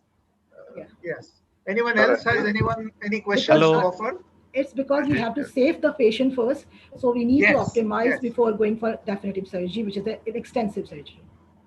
Absolutely. I think you said that right. Rajiv. Yes. Rajiv, Devendra here.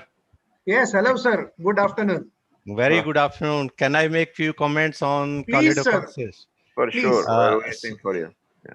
Sorry for joining late. I was busy with the other program. Enjoying the session of hepatobiliary. I thought to share the lessons we have learned at the tertiary center, managing some of the complicated cases with choledochal cyst, and then how did we manage. So as you pointed out, yes, we do get infected choledochal cyst, large choledochal cyst, and patients in very sick condition, and there is a scope for two-stage management. First, drainage, wait for 10-15 days with conservative management, and then either leave for another 4 or 5 weeks, or if still the symptoms persist, one can go ahead. That's one. Second situation, somebody was asking how to protect pancreatic duct. If you remain very close to the cyst, near the dissection with duodenum and pancreas. This problem comes especially if the cyst is very huge and it literally invades onto the duodenal wall. So the lesson to be learned is never touch the duodenum, remain close to the cyst wall, handle the vessels with diathermy, and the cyst will keep on giving way away from the duodenum. And 99% you will not damage the pancreatic duct. Okay, here the situation arises that if the cyst is quite friable, and while handling the cyst, putting a little traction, if this cyst, if the last piece of the communication gives way, cyst is in your hand and the distalmost part is gone with the duodenum. How to handle it? No worry, no tension. Just go back into the floor of the duodenum where the cyst was, and you might pick up that there is a small hole of 1 or 2 millimeter size, and just put a figure 8 suture little bit there. And then never forget to seal that trough of the duodenal wall after the removal of the cyst. Third problem, when the neck of the cyst near the porta is very narrow, how to handle that? Two options. If it is less than a centimeter and still anastomosis can be done, duodenum is an answer instead of choosing a jejunum. That is quite simple. And not always that you have to do cauterization, as Dr. Murli was saying. But yes, if required, the duodenum should come very easily up to the porta. Most of the time it will oblige you. If there is a narrowing between the right and left hepatic duct, then there is a scope for making it a V-shaped incision and then suturing it to widen it, and then place either the jejunum or the duodenum. That's how we would like to do. And the last part, somebody was saying whether it is a cystic biliary atresia or it is a choledochal cyst. 99% it is a visual finding. In biliary atresia, there will be atresia above the cyst and below the cyst. Sometimes the cyst is 1 centimeter, 2 centimeter, and there will be only white bile, not the yellow bile in it. There was a case with us where the cyst was about 10 centimeter, but very thin walled and looking like a choledochal cyst. It had communication above, no communication below, but above that, all signs and symptoms of a biliary atresia. So it was just limited communication into the right and left hepatic duct, and beyond that, it was atretic. So histopathology will confirm that yes, it is not a typical choledochal cyst with all the 3 layers, but it is a thin walled cyst, which is not resembling to a formal wall of the common bile duct leading on to dilatation.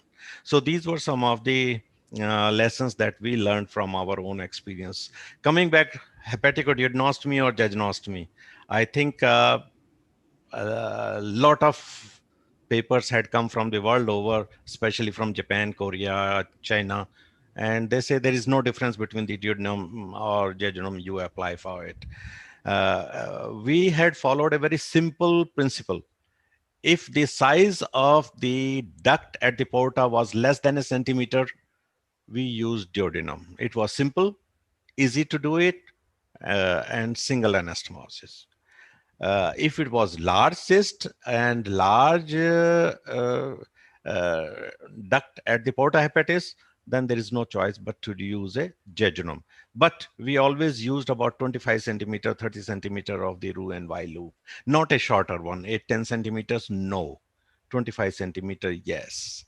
There were actually seen very complicated cases where the jejunum loop was too long used by somebody and the patient came with a big ball of the bilioma, the organized bilioma. It was like a tumor, which was about 10-12 centimeter size, very difficult to diagnose preoperatively. But when we went in, we found that jejunum was such a huge mass. It was dilated and it was full of bile, inspissated bile, putty bile. And so it was resected and the jejunal loop was put again. And child is now a medical student. So I thought to share some of these experiences. Thank you very much. All the best. Thank you so much, Devendra. Very interesting comments, and it's very nice to see you again. Now we move on for the sake of time for the next presentation. Sharon, can you introduce the next speaker, please? Yes, hello from South Africa to everyone. Gives me great pleasure to introduce Omar Kamag, who is one of our trainees who has just completed his training here in South Africa, and who is also behind the scenes at this meeting, allowing us to either speak or not speak. So Omar, over to you. He's going to speak to us about mesorex shunts for extrahepatic portal venous obstruction. Omar. Thank you so much, Prof. Thanks for giving me this opportunity. Good morning, good afternoon, and good evening for everyone. Yeah, and I'm gonna go. So I'm gonna share our experience with mesorex shunt in management of extrahepatic portal vein obstruction. So I will share our experience at Red Cross Hospital. I have nothing to disclose. So we'll start with a quick background. As we know, portal hypertension defined as a portal pressure more than 11 millimeter mercury. Yeah, so the normal is 11, and increase more than 11 is a pathologic. The main cause in pediatric is non-cirrhotic portal hypertension, which is the extrahepatic one, extrahepatic portal vein occlusion. There is various presentations, but the typical presentation is episode of gastrointestinal hemorrhage and signs of hypersplenism in the form of splenomegaly, thrombocytopenia, and leukopenia. So just to see the normal anatomy here, this is a model that we developed at University of Cape Town Skills Lab by corrosive liver cast. So we developed this model to study the liver anatomy, the hepatobiliary anatomy, all of that. So we see the anatomy, the portal vein, the hepatic vein, and the, let me just take the pointer. Yeah, so and the splenic vein here, and here on the red spot, the white spot here, it is the rex vein, where the rex vein joins the left portal vein, which is the part of the embryologic circulation. Yeah, so as I mentioned, extrahepatic portal hypertension is the main cause of hypertension, portal hypertension in pediatrics, about 70%. It is also a well-recognized complication post-liver transplant, which make it very important to look at. And it is one of the commonest cause of upper GIT bleeding in children. So we can see here, we see the obstruction in the portal vein. When there is obstruction, there will be backflow in the blood. There will be increase in the portal pressure, more than 11 millimeter mercury. That will result in esophageal varices or gastric varices and upper GIT bleeding, in addition to other effects on the memory, on the cognitive function of the children. Yeah, so that's how it's present. So to manage that, there are a couple of things to do medically or surgically. Surgery is one of the main stem of management. Out of that, shunts is part of the surgical options. Shunts available in such scenarios can be non-physiologic, that we know, portosystemic shunts, any kind, portocaval, mesocaval, or TIPS, transjugular intrahepatic portosystemic shunts, or the mesorex shunt, which is a physiologic shunt that doesn't shunt the blood away from the liver, but it shunts it back. It bypasses the obstruction, and it brings the blood back to the normal liver circulation.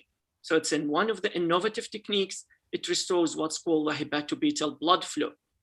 Before considering a child for mesorex shunt, there are prerequisites that must be fulfilled.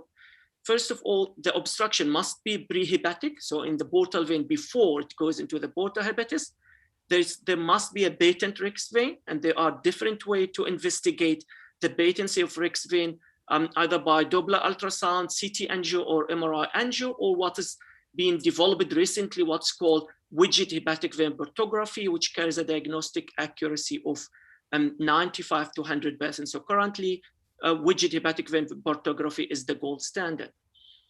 Also, there must be a patent superior mesenteric vein, so that it can be anastomosed, the graft to that side. And then we need adequate size vein for interposition to use it for the shunt. Internal jugular vein is one of the most common.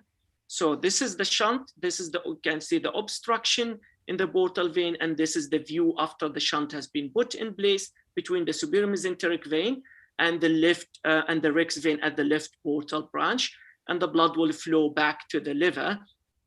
And this is the final position of the liver on that shunt. This is one view of what's called widget hepatic vein portography. It's also has been published from Red Cross Hospital at University of Cape Town. And this is the red arrow here points to the rex vein where it joins the portal vein between segment 3 and segment 2.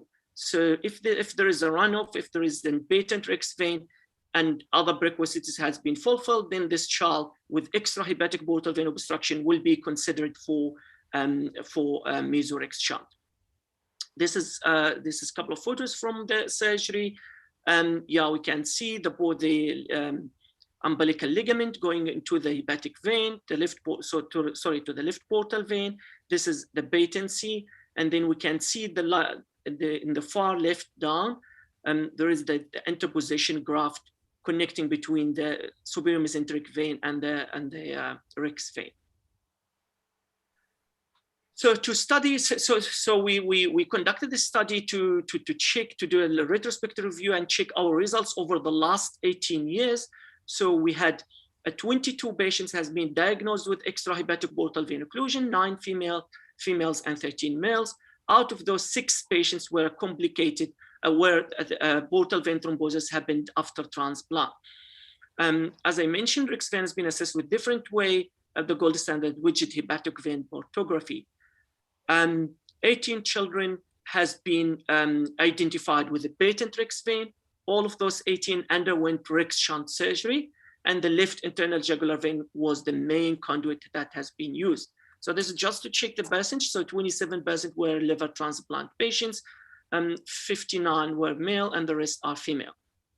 The mean age of surgery was 6 years, and only 1 patient had a graft thrombosis at day 1, out of those 18 at day 1 post-surgery, and he needed to go back for relook, and redo was impossible, and he needed a splenoadrenal shunt actually because of dilated adrenal veins, massively dilated to the chronic portal hypertension.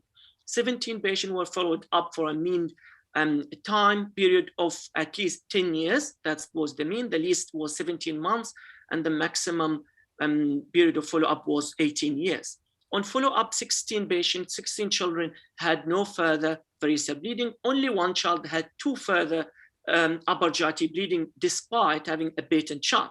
It was only 2 and it was self-resolving. He didn't need any intervention. All the 17 shunts remained patent during the period of follow-up. So we conclude from our study that mesorex shunt reestablished the hepatovital blood flow. It offered an effective solution for the extrahepatic portal vein occlusion, and we think that's confirmed as a definitive intervention in such clinical context.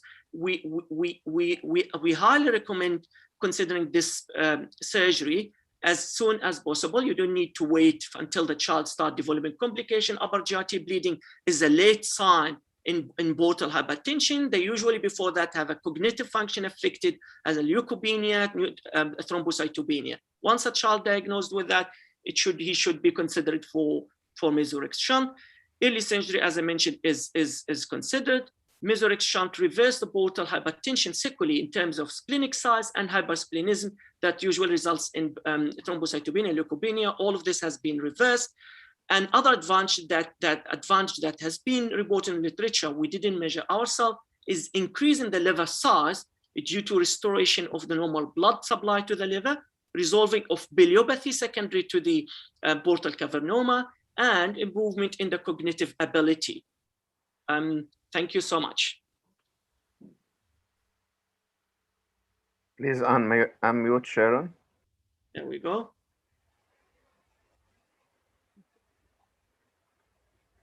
Please unmute Sharon. Okay, all right, thanks. He's unmuted me. So talking and unmuting at the same time. Thanks very much, Omar, for that. We've got a few comments. One said, excellent presentation. Do you use loops or a microscope? And what are the tips for control of the vein in the liver? So we do use loops definitely for vascular anastomosis. So we do control. So first of all, the first tip I would say is that even if the investigation, preoperative investigation showed patent Rex vein, I highly recommend starting by exploring Rex vein before that. There is always a room for error. So before harvesting the left internal jugular vein, you have to go explore the Rex vein and make sure 100% that there is a runoff. The last thing you want is to harvest the left internal jugular vein, and then when you explore the Rex vein, you find no runoff, and then you just lose this the harvested vein, and you expose a child to a morbidity. So yeah, we start by exploring the Rex fossa, follow the umbilical ligament, which will guide us to the Rex vein, explore that, get a control using Satinsky clamp, and make sure that there is a runoff there. There's a comment here. Good work, Omar, Alp, and Red Cross team. Congratulations. There's a question. Do you use anticoagulants after shunt surgery? Absolutely. Anticoagulant is the main. Is must be used. So we use in our protocol. We use non-fractionated heparin like fraxiparin or enoxaparin for 3 months, and then we bridge them on aspirin, oral aspirin. For 5 days, they must be on oral aspirin before stopping the fraxiparin, because aspirin needs at least 3 to 4 days to start working. And we found that failure of bridging for this period may result in lack of overlap between this anticoagulation, may result in thrombosis of the graft. So aspirin at 3 months of non-fractionated heparin, then 5 days of aspirin. After 5 days, you can stop the heparin and continue with aspirin for a year at least. And after that, we just follow them up yearly with Doppler ultrasound. And they don't need long-term anticoagulation. So just because we're running out of time, we'll just take another one question. How are patients selected, and then how and when do you assess shunt patency?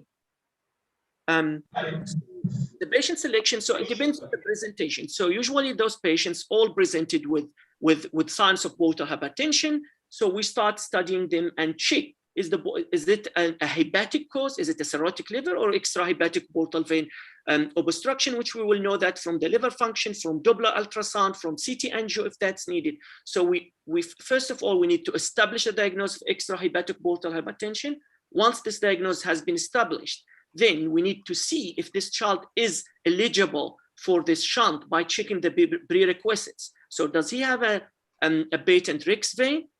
Does this child has a patent superior mesenteric vein? And then do we have enough, or do you have a proper size interposition venous graft? So can we harvest the left internal jugular vein? There are other options. If we don't have any proper veins, we can use the great saphenous vein that can be used. Internal iliac vein can also be used. So there are different options for that. And once that all has been fulfilled, then we explain to the child and to the family. That being said, one of the prerequisites also is we have to make sure that there is patent splenic vein and patent renal vein, so that in case for any reason, if Rex shunt is not a valid option intraoperatively for any reason, then a distal splenorenal shunt can be the second option. So for that reason, we must be sure that patent splenic vein and renal vein, and all of this has been discussed and counseled with the family preoperatively. Because as I mentioned, even if you are sure of the patency of Rex vein, there's always 5 to 10% possibility of obstruction there. So you need a second plan. All right, thanks, Omar. I'm going to ask you to please check the chat after this and answer any unanswered questions in the chat, just in the interest of time. And I do believe now we're going straight on to the next session. So thanks very much, Omar, and goodbye from me. There we go. I'm going to stop sharing. Thank you so much, Sharon. Actually, I must say we have a very enjoyable first session of the day. Very interesting presentation and a huge experience. And the highlight here is that the interaction and discussions from the audience is very high. I advise you to look at the chat box. There is a lot of very interesting discussion going on there, so don't miss it. And please, for all the speakers, if there is any unanswered question, keep an eye on it. Now we move right into the next session, and I'll ask the chairpersons of the session to go on. And we need tough chairpersons because we need to stick to the allocated time. Exactly, we have Shilpa, we have Salim, and we have Ghulam. They are tough chairperson. Be careful and go on to the next session. Thank you so much. Good afternoon. It's an honor for me and Shelpa and Professor Ghulam Nabi to chair this session. I hope that speakers will stick to their allocated time. There was a great session on the choledochal cyst. I hope the session on biliary atresia will also be a great learning experience. We move to our first speaker, who is Professor Jamshed Akhtar. He is a very senior pediatric surgeon working in a National Institute of Child Health, Karachi. He has more than 30 years experience. He has an equal interest in pediatric surgery and bioethics. He is a President Association of Editors of Medical Journals of Pakistan. I request Professor Jamshed to proceed with his presentation.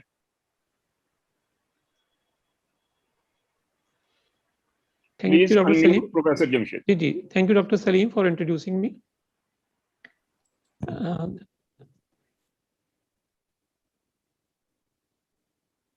I'm thankful to the WOFAPS committee and of education committee that has, which has, I mean, they have conducted this session, and also thankful to the Indian Association of Pediatric Surgeons and Association of Pediatric Surgeons in Pakistan, giving me an opportunity to discuss biliary atresia, which was not a very common problem in Pakistan, though many of the patients are not getting optimal treatment because of lack of follow-up and delayed diagnosis.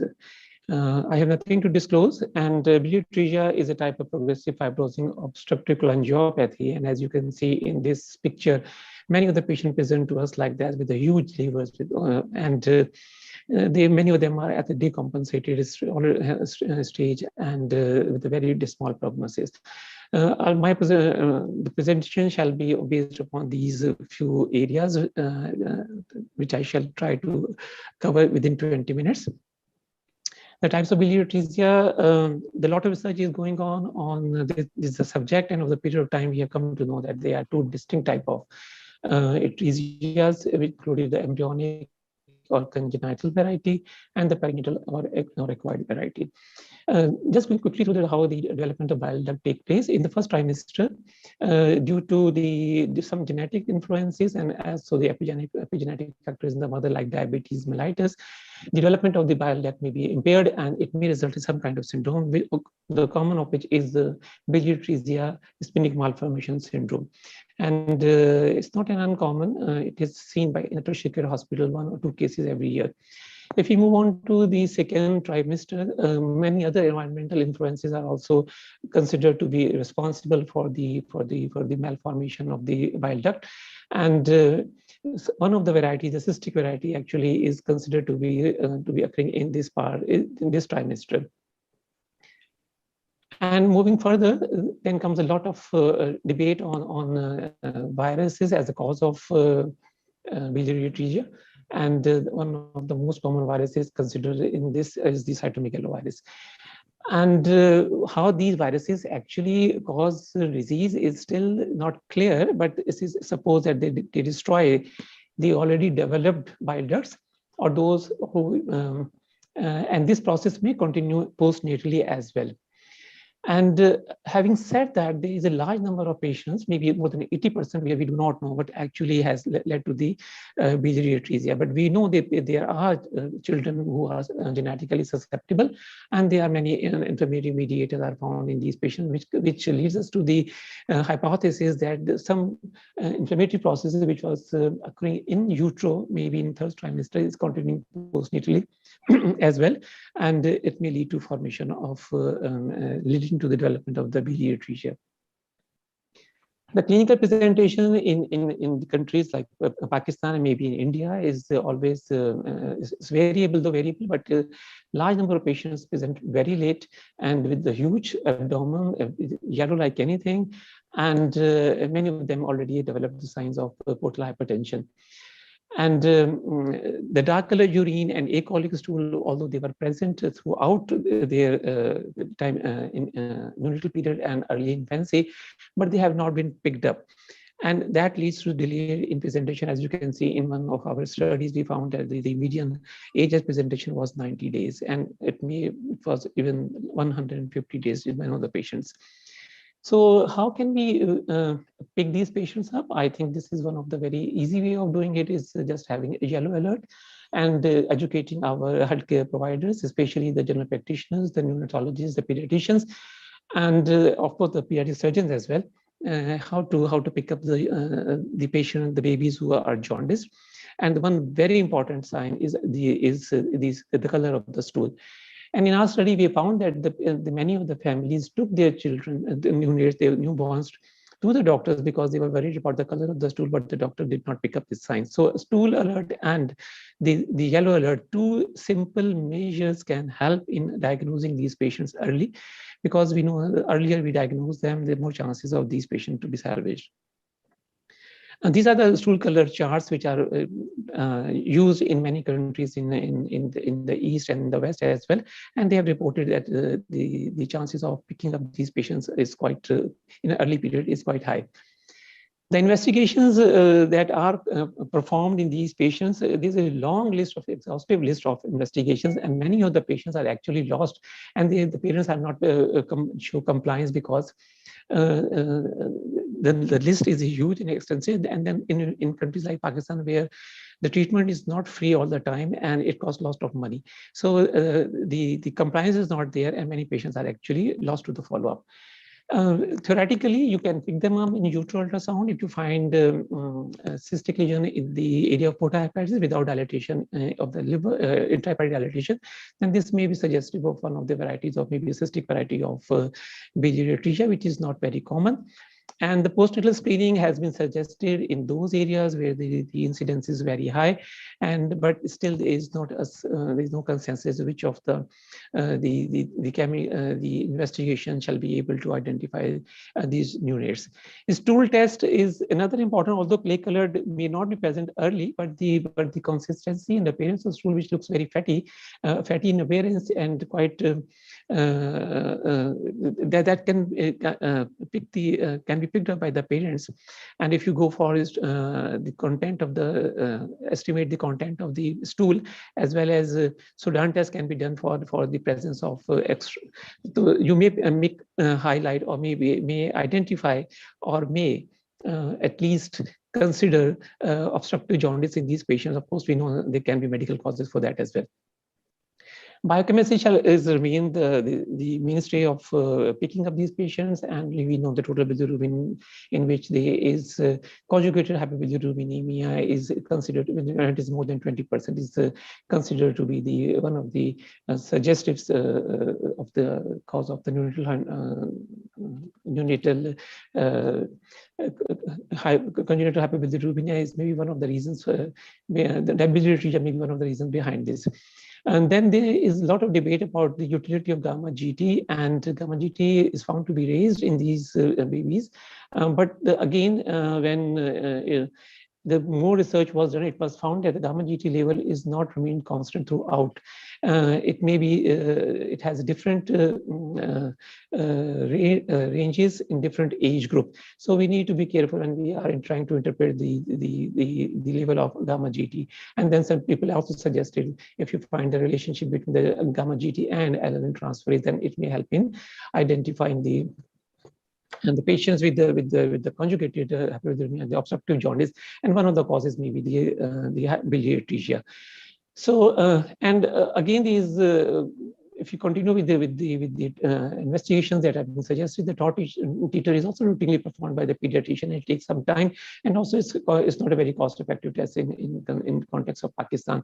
And the toxoplasmosis is quite common in pregnant women in Pakistan. But then we have 3 other viruses, the teeter of which is actually suggestive of, if you find them, then people assume that there is the chances of neonatal hepatitis. Although in one of our studies we found even when tortoise teeter was present, still the patient had biliary atresia.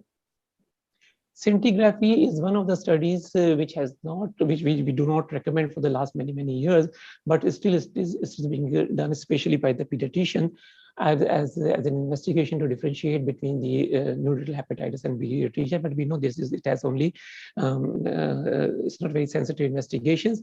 And again, in one of our studies, it was shown that 4 patients in whom it was a negative HIDA scan, the biliary atresia was found to be patent. And at the end of the day, when you send the patient after preparation for 3 or more days with the phenobarbital and everything, the report that you shall get is like this: good hepatocyte uptake and impaired clearance, non-visualization, and at the end of the day, they will tell you to go back and consider both neonatal hepatitis and biliary atresia as a cause of this disease. So we believe that this study is also redundant. Again, the utility of liver biopsy as a diagnostic marker is not that high. And it's again will take some time for the report to come back, and interpretation of the finding is also very difficult. And there are many overlapping features between the biliary atresia and the neonatal hepatitis, so it's become at times difficult to differentiate between the two. However, ductal proliferation, especially the fetal type hepatic drugs present in the specimen, help you in making a diagnosis of biliary atresia. However, it needs to be confirmed later on.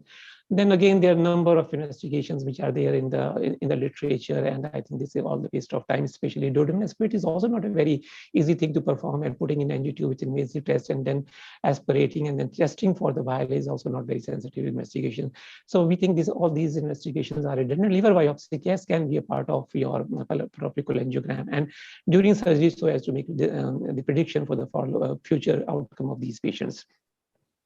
The key investigation that we recommend are only 2. These are the post-natal ultrasound with the color Doppler and laparoscopy with the addition of the optical angiogram. However, having said that, everybody in Pakistan is now, most of the places you will find ultrasound being done by the people who are not trained to do it, and then they are giving you a mix of a picture. And there's again confuses the surgeon whether the patient is really having. So you need to sit with the ultrasonologist and need to ask what they are actually looking for and how they are making the diagnosis. So before we talk a little bit more about the ultrasound findings, we need to understand the anatomy of the portal vein. As you can see, the common portal vein dividing into right and left. There's a long course of left portal vein, which is a transverse part, and then the umbilical part. And this actually can be picked up more easily because it's more superficial. The right portal vein also can be picked up, but then it's quickly divided into the anterior and posterior branches, which enters into liver parenchyma. And if you look at the common bile duct and then right and hepatic duct, it follows the course with the portal vein. And when biliary atresia occur, these become fibrosed, and they become adherent to the portal vein and the hepatic arteries. So what ultrasonologists actually are looking for is the presence of this sign, which is called the triangular cord sign, which is a hyperechoic area and cranial to the common the bifurcation of the portal vein. However, this area is not easy to pick in early cases as well as when the cirrhosis is in advanced stages. So you need to look for other signs as well, which includes the gallbladder presence, its size, its fullness, pre and postprandial sizes changes, and the size of the extrapetabulary. And of course, the liver parenchyma showing how much fibrosis is there, and liver span. It is shown that liver span is more in patients with a biliary atresia in comparison to neonatal hepatitis. Another important investigation nowadays is the use of color Doppler ultrasound while you are performing the ultrasound for other science. And Doppler ultrasound, the many parameters have been defined. One of the important parameters is the presence of subcapsular blood vessels, which is easy to pick in with the Doppler studies. And also the measurements, various measurements have been put forward, like the size of the portal vein, the right portal vein, and its relation to the, and its relation to, with the hepatic artery and all those things. So yes, the ultrasonologist, a good ultrasonologist with the proper equipment present can make a very good diagnosis preoperatively of the biliary atresia. Then quickly moving on to the laparoscopy. Laparoscopy has a great role to play both for the diagnosis and for the portal enterostomy, although we know that there are still controversies regarding laparoscopy to be used as a definitive procedure. But still there are a number of studies coming from China and Japan where they are using laparoscopy approaches for performing the Kasai procedure. Regarding the documentation of results, it has been found in literature that people have been using different categories, different type of classifications, which means that when you are actually doing meta-analysis or maybe reviewing the literature, you may not be able to actually find out which type of pathology the surgeon was actually addressing and what was in relation to that, what could be the outcome. The simple classification, as has been suggested in one of the Japanese registry, is type 1, 2, and 3, although we know they are further subdivided. The most common is the 90% of the cases actually is the whole external the biliary is actually fibrosed.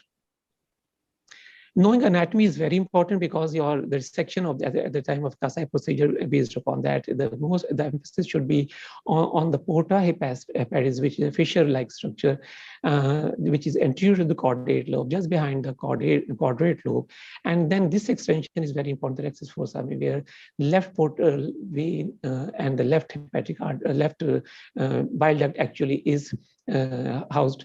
And in biliary atresia, this fossa many a time is obliterated because of the overgrowth of the liver tissue. And this is how the patient present with, where you will not be able to see the structure so distinctly. And at times it's very difficult to actually look for the gallbladder. And if you are performing laparoscopy, it's difficult to perform the perioperative cholangiogram because the atretic gallbladder is difficult to identify, number one, and number two is it's also not many times not possible to place a catheter, or maybe we are using actually the spinal needle, and many times it punctures and the contrast flows out of the atretic gallbladder. However,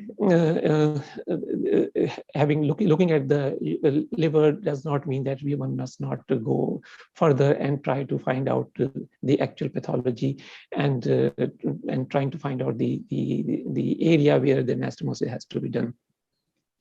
The purpose of showing this picture is that the patient will present quite differently. The livers are huge. The anatomy is many times abnormal. So the person has to be well versed with the anatomy and should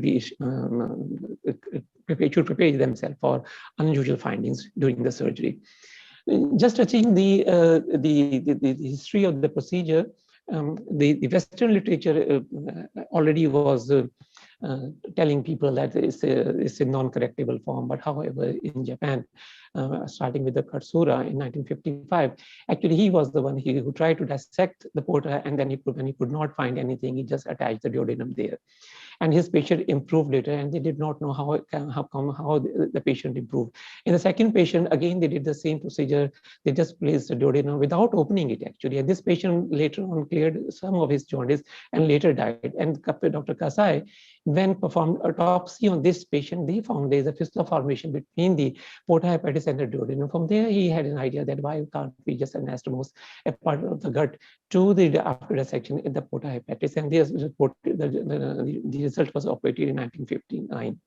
And in German literature in 1963. And as usual, the people from the West, they always are more critical, and they did not accept the procedure, and very late, and almost took more than a decade for them to start understanding. And the first article published by the Kasai was in 1968 Journal of Pediatric Surgery, where he described his technique of performing anastomosis. And look at the dissection which he performed at that point in time. It was a very small dissection at the porta hepatis, not more than 5 to 8 centimeters. It was his initial experience which he was doing. However, for the whole decade followed by that, people were concentrating more upon the Roux-en-Y and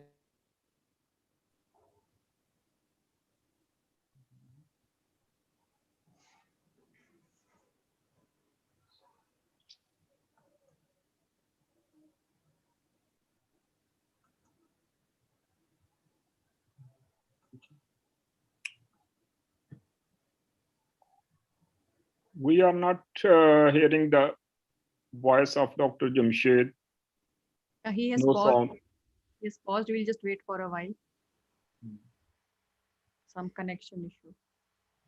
An internet connection. It should recover soon.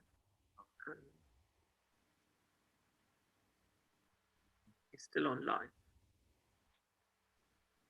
I think he's not online anymore.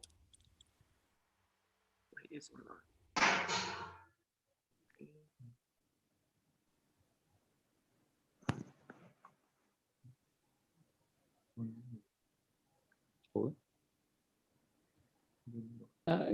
Dr. Can anybody hear me? Can you hear me? Okay. Okay. I'm present. Yes.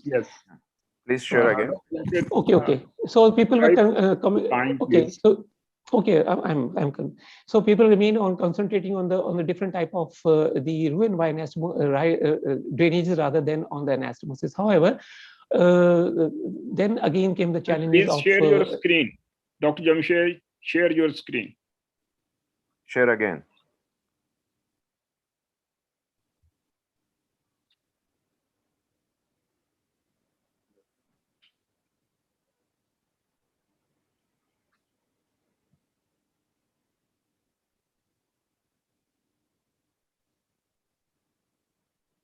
Yes, we can see it now.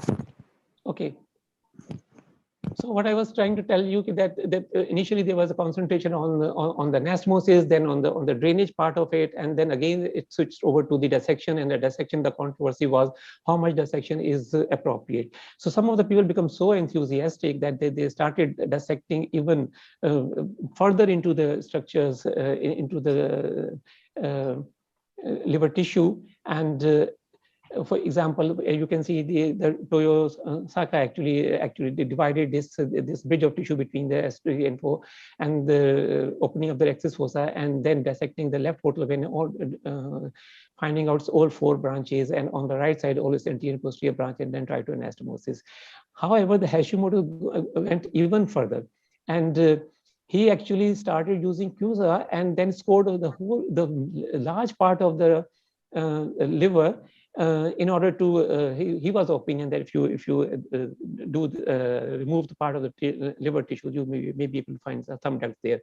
And surprisingly, as we have been discussing in choledochal cysts, that choledochal endocholedochal or duodenostomy, science is always plays wonder, because everybody is coming with the significant p-values and telling you, okay, this works actually. So Toyo Saka's technique worked, and surprisingly, the Hashimoto's results were even better than Toyo Saka's. However, the issues remained how to go further about that. But the technicalities, we know that the fibrotic plate has to be dissected out of away from the vessels. Rectus fossa has to be opened. This is what consensus is nowadays. This is how it is being done. We actually mobilized it, and then we dissected further, and then also identified the right and left portal vessels, and then scored mirror dissection in the porta, and then performed anastomosis, which is the standard way of doing it. So this is a study which was done recently in 2015, reported, and then they tried to tell us that there's a limited dissection and then there is an extended dissection. So what is actually the optimal dissection is something between the two, and that surgeon needs to know. The predictor of a good outcome is age at operation, presence of the syndromic variety and the anatomical variety, as I told you, and then the nodularity of the liver, the cirrhosis, and the inflammatory changes. So clearance of jaundice is taken as one of the criteria after 6 months, maybe one of the criteria. People can have different criteria as well. And then obviously looking at how many patients they survive between 2 to 5 years, and also into the adulthood. Currently, according to Davenport, more than 60% have patient after Kasai have been survival, clearing the jaundice, and they will be surviving with the related disease between 40% to 65%. And according to them, if the surgeries are standardized and confined to the specialized center, the good results may be seen.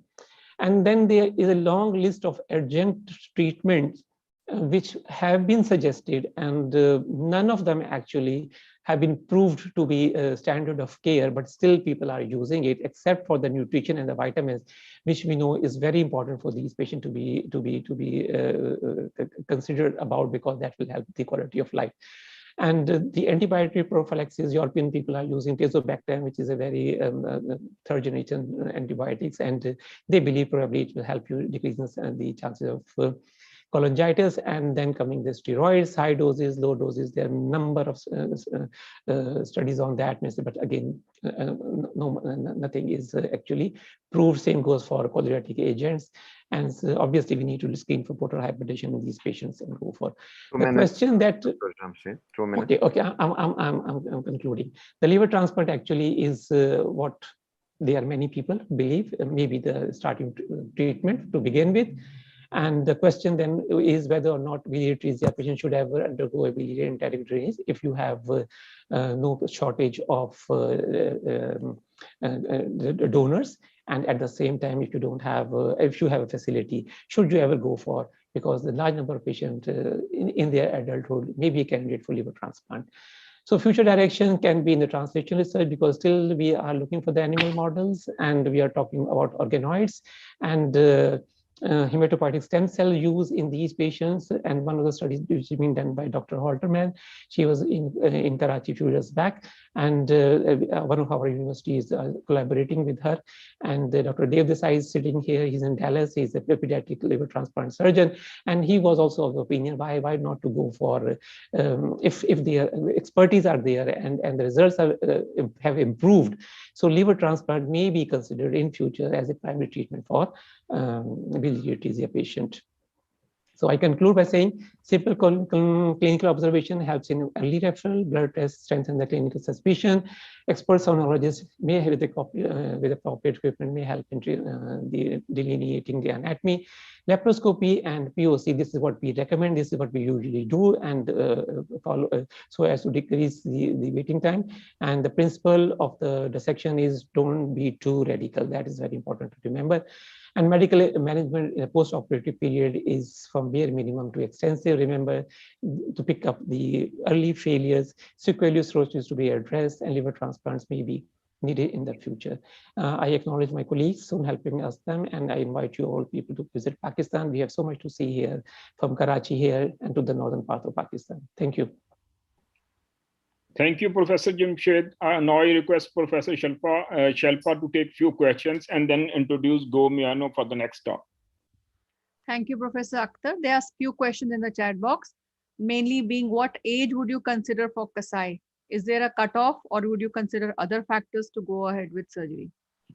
Shilpa, I think there is, as such, there is no cutoff because the literature is full of controversies, and sometimes you think the patient will do well and you don't find that, and sometimes you think patient will not do well and they will do, and they will. So because this disease occurs in spectrum, so you can't be so judgmental on your making decisions for yes, but if patient is presenting late with the signs of portal hypertension, so there is no sense in then going for this procedure. Maybe a supportive treatment for those patients may be a good option, and then referring them out for the liver transplant. That's good. We are all in the same boat as far as that is concerned. Another concern is the use of HIDA. So in Singapore, they've stopped using HIDA, as per Kenneth. So what are you doing in Pakistan? In India, we are still doing the HIDA because it gives us an idea of the uptake, and it rules out certain cases of neonatal cholestasis, who after priming with phenobarbital and steroids get good passage of bile through the liver. So are you still doing HIDA in Pakistan? Have we lost him, Professor Akhtar? I think he can take that up in the chat box. I would now like to invite Dr. Go Miano. The name may sound familiar to many. So his father is well known as Professor Takashi Miyano, and I know him since last 10-15 years as a good friend. He's working as an assistant professor of pediatric surgery and pediatric urology at Juntendo University, Tokyo. And he'll be talking to us about primary and redo Kasai, modified concept of remnant transaction. Thank you. Could you start the video, please? Thank you for giving me this opportunity to talk. It is great honor for me. Nothing to disclose. Today, I'm talking about primary and redo Kasai port enterostomy, especially focusing on what is the best transaction level of fibrotic biliary remnant. Japanese general liver surgeon, Dr. Morio Kasai, created his original port enterostomy in Tohoku University in Japan. His dissection at remnant is basically shallow, outside the hepatic capsule. At his university, after he retired, his successor modified his original Kasai port enterostomy from shallow, outside the hepatic capsule dissection to the deep, beyond hepatic capsule dissection, and finally to the moderate, just at the level of hepatic capsule dissection. Then the jaundice clearance ratio is shifted from 71.3, 63, and 87.2%, which is actually better than my center. So we look at the point here, why expensive deep dissection wasn't outcome. It is generally saying that when you dissect deeper, it causes the scar formation. Also, diameter of extra micro bile duct is getting smaller and smaller. These are the possible cause of worse outcome when you dissect deeper. Now I'm showing our primary laparoscopic Kasai port enterostomy. Theater design is like this. Surgeon stand the foot side of patient. Trocar position is like this, and point is this left lateral trocar. The sharp scissors is used through this trocar in order to cut the remnant with appropriate angle. Basically, dissection of biliary remnant is easier than choledochal cyst. Starting from pancreatic side and dissect circumferentially.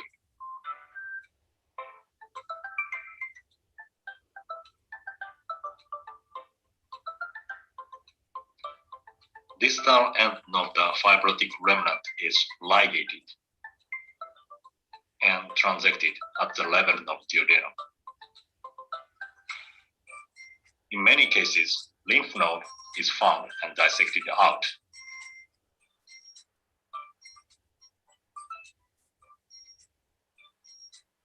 The dissection is proceeded from the hepatic artery and portal vein to the portal hepatis.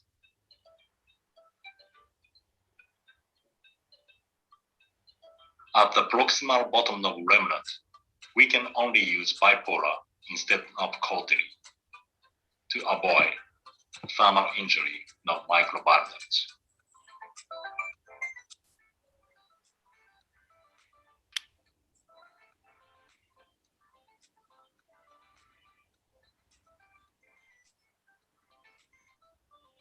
Then transaction is performed with scissors from left lateral trocar.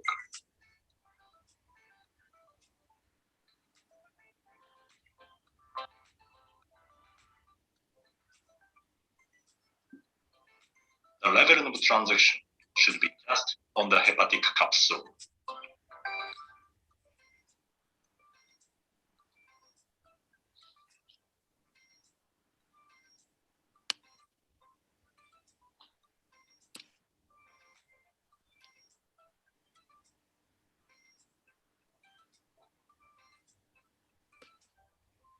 Blue-eye anastomosis is performed.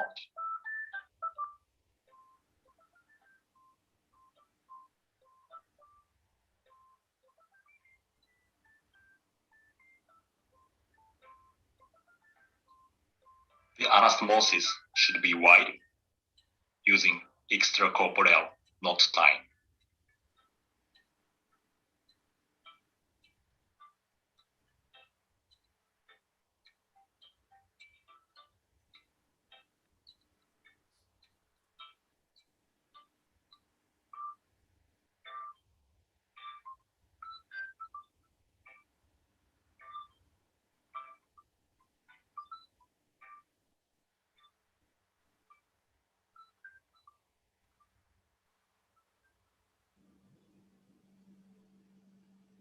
So again, current consensus of the best dissection level of remnant is just on the entrance of hepatic capsule, not too deep, not too shallow, which is actually difficult to know at primary site.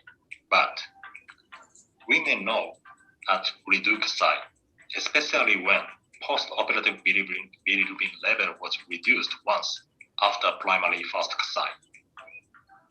Because even if it's only once, tendency of bilirubin reduction means dissection level can be close to appropriate level. And here, I'm showing further technical modification at reduced site, which is vertical slit multiple incisions as a possible option of transection of remnant at reduced site. When you dissect the remnant, basically, the surface of remnant is transected horizontally, getting deeper, layer by layer. This is conventional method. This is our modification, vertical slit multiple incisions. In these incisions, we can extend surface area, can find smaller microviaduct with keeping the large size remnant diameter intact, and also scar formation can be minimal. I'm going to show the video of reduced site. We always see the dense adhesion.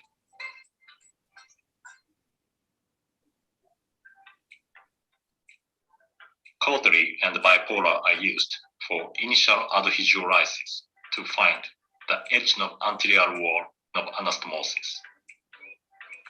We open only the anterior wall.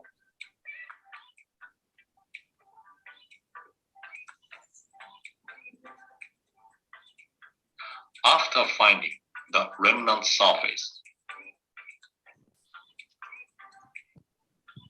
most superficial layer of tissue from the cut surface of the biliary remnant is removed.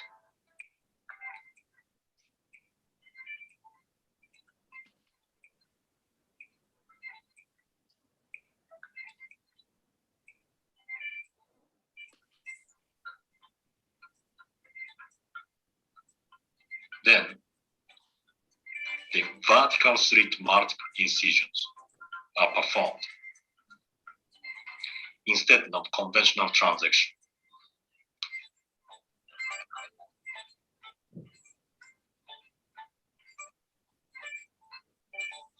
Vertical incision should be gradually deeper and deeper till roughly about 2 to 4 millimeter depth, about 3 to 5 lines, each for right and left lateral part of remnant surface.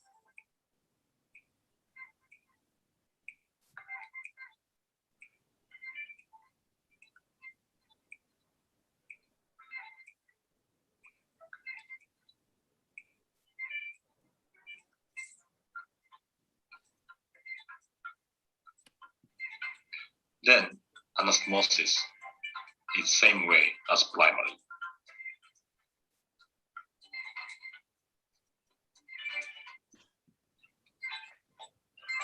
We had only 2 cases of experience with this technical modification and got good results, but sample size is small, so we will continue to accumulate our experience. So again, this is message for today. Do not hesitate to do the reduced side, especially when the bilirubin level gets reduced once after primary side. And vertical slit multiple incisions instead of conventional side could be the option for reduced side. Once again, done your part. Shukriya. Thank you so much. Arigato gozaimasu. It was a wonderful talk and a new experience you have shared. So what in your opinion, what are the cases in which you should go for redo Kasai? Are they those that have cleared jaundice once or those who have never cleared jaundice? Out of these two patients, were they jaundice at some time and had cholangitis and then you went in to do a redo, or did they remain jaundiced even after surgery, first surgery? Well, we studied this technique only for the patients who had the bilirubin reduction once.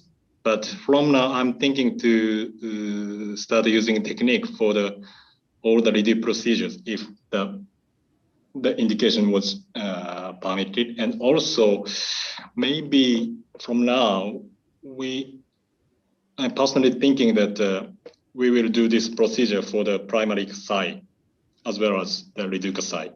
The indication can be widened. Since when have you started doing laparoscopic Kasai, and what challenges do you think are most important to go through? The steps of dissection. Okay. Well, basically, for example, choledochal cyst and biliary atresia. So dissection is easier in the laparoscopic Kasai compared to the choledochal cyst, but the anastomosis is difficult in the biliary atresia compared to the choledochal cyst.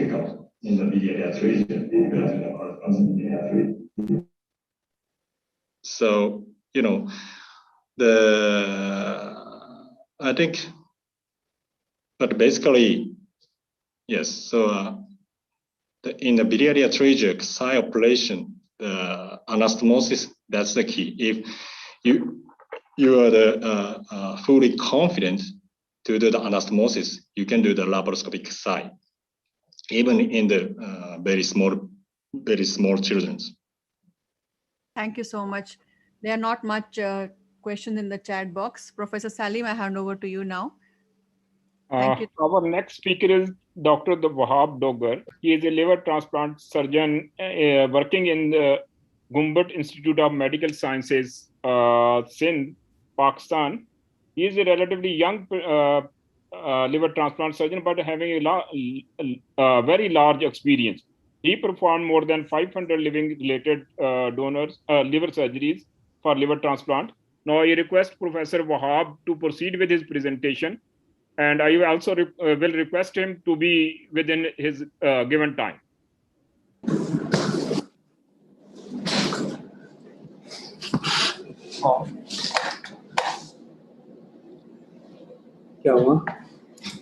Please, Wahab, share your screen.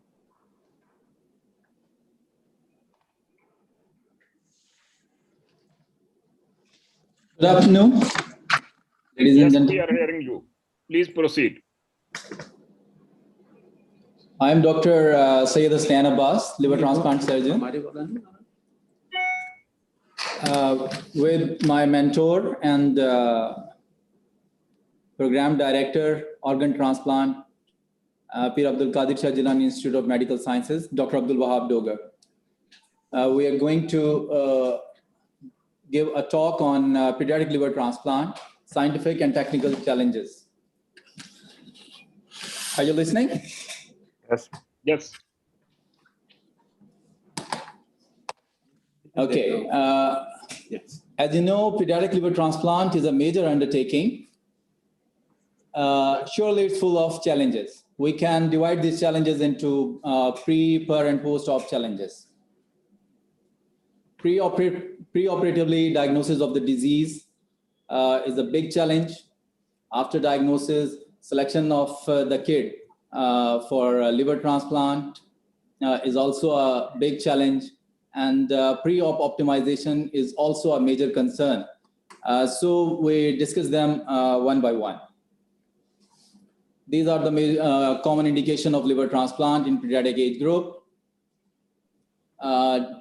Congenital anatomical abnormalities, biliary atresia, hyperplasias, and congenital metabolic disorders, Wilson, PFIC, primary hyperoxaluria, glycogen storage diseases, acute liver failure, tumors, most commonly hepatoblastoma, and in other systemic abnormalities like veno-occlusive diseases, cystic fibrosis, and polycystic kidney disease.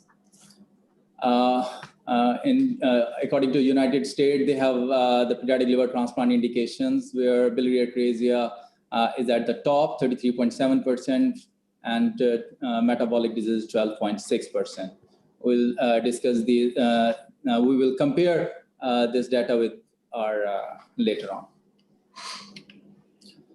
We solved the puzzle of diagnosis by the conventional method of detailed history, thorough examination, and proper set of investigations. I'm not going into the detail of diseases one by one, just share our 2 liver transplant cases. We have transplanted a 6-year-old girl from Sawat presented in OPD with history of jaundice since birth, passing light yellow color stool, no history of fever and pruritus. On examination, 22 kg girl has marked jaundice, while other systemic examination unremarkable. On labs, she had unconjugated hyperbilirubinemia with normal HB level and reticulocyte count. On imaging, she had hepatosplenomegaly, genetic mutation detected on the genetic testes. I hope you will diagnose this case. Case 2, 9-year-old boy from Islamabad presented in OPD with history of jaundice and pruritus for 6 years, passing yellow colored stool, abdominal distension for last 6 months, and history of hepatic incap. On examination, he had 18 kg weight, abdominal distension. On labs, he had conjugated hyperbilirubinemia with increased gamma GT level, and synthetic hepatic functions are lost. On imaging, he had coarse liver with ascites. On histopathology, he has cholestatic liver with fibrosis and inflammation. We didn't go for genetic testing because his condition was not allowing us. We directly take him for transplant. With the permission of this family, you can imagine the burden of this man. He has 5 kids. All the 5 have a history of jaundice and pruritus. 2 transplanted up till now, elder one from India and the younger one from our center.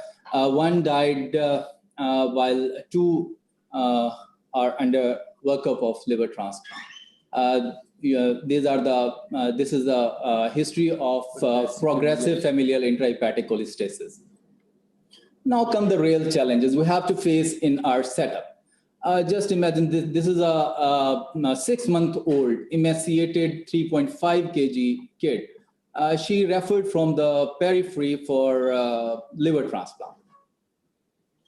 Likewise, here patient referred with Wilson disease having CNS symptoms. Patient with Crigler-Najjar referred with the kernicterus. Improperly diagnosed patient with hepatomegaly, just labeling glycogen storage disease with the strong recommendation of liver transplant. We don't know what should we do because it's a matter of education of our physician, I think. Selection for liver transplant in pediatric age group is as much art as science because it has great impact on post-op outcomes. No doubt, indication of the liver transplant, clearance, assessment of disease burden, and the general condition of the patient and assessment of nutrition status is very important. But I would like to focus on last 2 points. Liver transplant setup means it's a living donor liver transplant setup or a diseased donor liver transplant setup or having the facility of both. As we have a living donor liver transplant setup, we have ample time to optimize the patient preoperatively. We plan elective transplants. We have a very short cold ischemia time, and we give healthy and good condition liver of healthy donor to a recipient So ultimately, these all factors impact a great role on the final outcome. The last but not the least, family willingness. I would rather call it family preparedness for liver transplant. Just imagine if we we list the patient with proper indication, assess properly the disease burden and general condition of the patient and nutritional status. But unfortunately, they don't have caregivers. They don't are financially screened. They are not able to even take the immunosuppression post-operatively. All our exercise of liver transplant will be futile. So it is a very important point to keep in mind during listing the patient for liver transplant. Our recommendation is patient should be listed when fit enough to enjoy the benefit of transplant, rather sick enough to assume the consequences of transplant. Just a glance on the selection criteria of some major diseases. Biliary atresia, if we didn't restore the bile flow either through Kasai procedure or transplant, the survival would be not more than 3 months. 3 years. Good centers like in Japan and India, they claim that transplant at infancy and transplant at childhood, they both have very good and same result. But we favor Kasai procedure should be preceded by a transplant, because if good bile flow achieved with Kasai procedure, a resolution of jaundice post Kasai, 3 month post Kasai, then 10-year liver transplant free survival would be 75 to 90%. So it's a good time because we achieve the good age of the patient for transplant. This is a real picture of our procedure of biliary atresia. You can look the right hepatic artery. We dissected up to anterior and posterior hepatic artery. And the left portal vein should be recess, and this is the fibrotic area. We used to excise this until we have a good bilious flow. This is the picture of our rail. You can see this is, I think, my picture, my finger.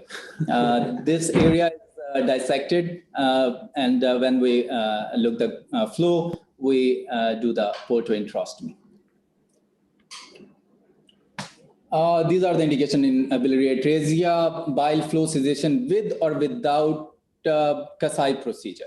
According to studies, if Kasai procedure done but bile flow not achieved, it is as equivalent as the unrepaired biliary atresia. Late diagnosis of biliary atresia is also indication. We recommend 6 months before. It should be done before 6 months, but in the absence of cirrhosis, some center they used to do Kasai procedure up to 120 days. Biliary cirrhosis, even with good biliary drainage, if patient comes late, you did Kasai procedure and attain the good result, but on biopsy, if there is fibrosis or inflammation, then you should consider early liver transplant. Recurrent cholangitis, this study shows 40 to 80% of patient post Kasai, they develop episode of cholangitis in 2 years, but and 25% develop frequent episodes. Chances of Kasai failure increase 3-fold per episode of cholangitis. So recurrent cholangitis resistant to antibiotics is also indication of liver transplant. No doubt, severe nutritionally compromised and intractable pruritus. These also impact on the quality of life. So these are the indication of transplant in biliary atresia. Our recommendation: timely referral, proper restoration, adequate dissection. Preferably, Kasai procedure should be performed at liver transplant center, and biopsy should be taken during KP because it is a good predictor of early or late transplant. For acute liver failure, coagulopathy and encephalopathy are the indicator of transplant. In Wilson disease, the King's criteria, score more than 11, high probability of death without transplant.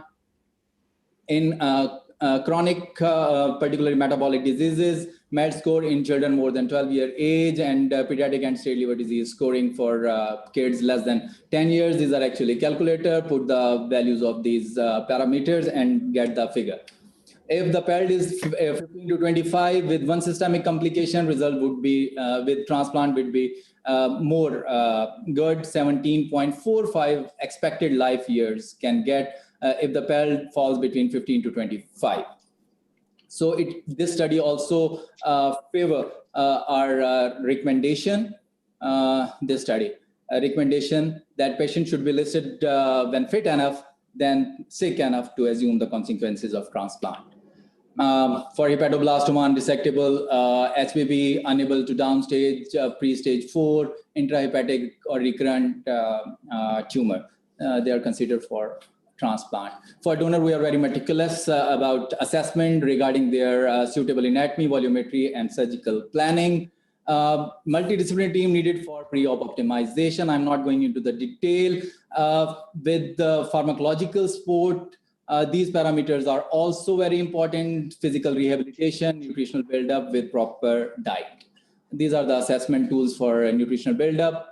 Comes to the operative challenges. As a pediatric surgeon, we should do proper imaging with the thorough study of that imaging pre-operatively for the anatomical variation which are common in the children's, and also have a sound knowledge about the associated anomalies of the particular disease we are going to transplant to minimize the surgical surprises. In post-operative cases, adenolysis is a very crucial step during explantation, because if we are not meticulous, a risk of bowel and biliary complication, blood loss, increased surgical time, and hospital stay, great impact on the transplant outcome.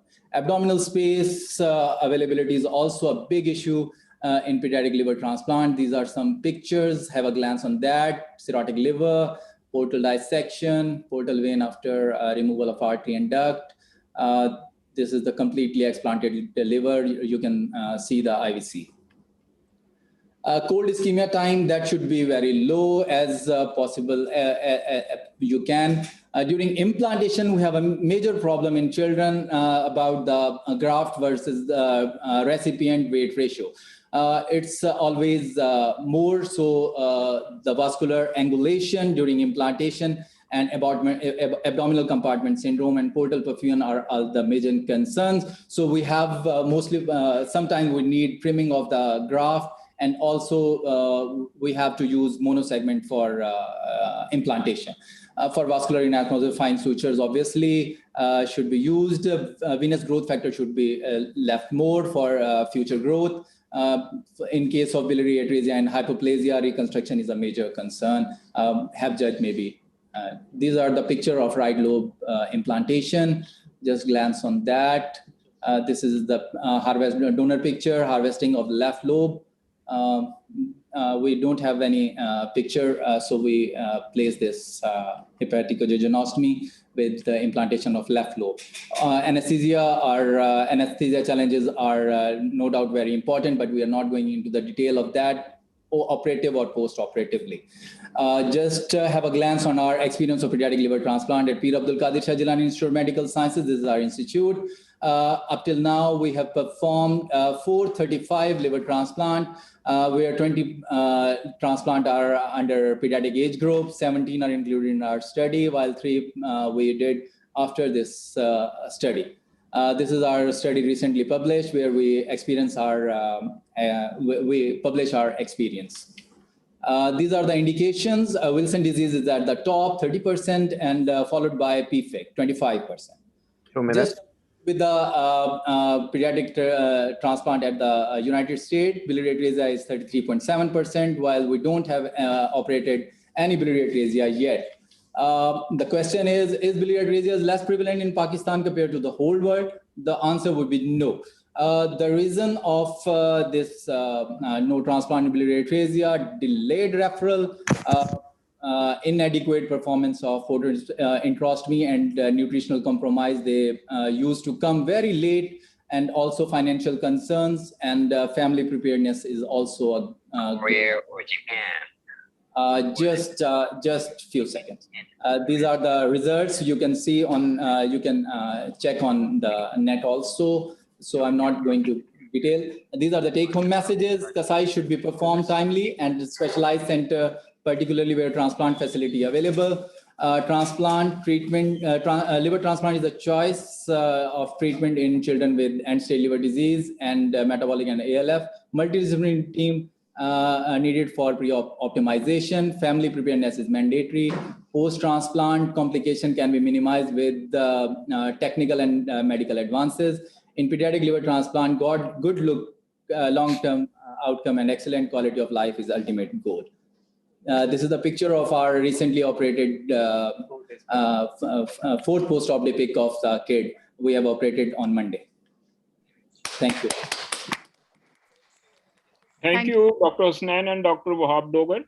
Now I request Professor Shalfa to take few questions. There are a lot of congratulatory messages in the chat box. So thank you so much. Thank you. You've done a wonderful job, and we really like to see the whole team participating together.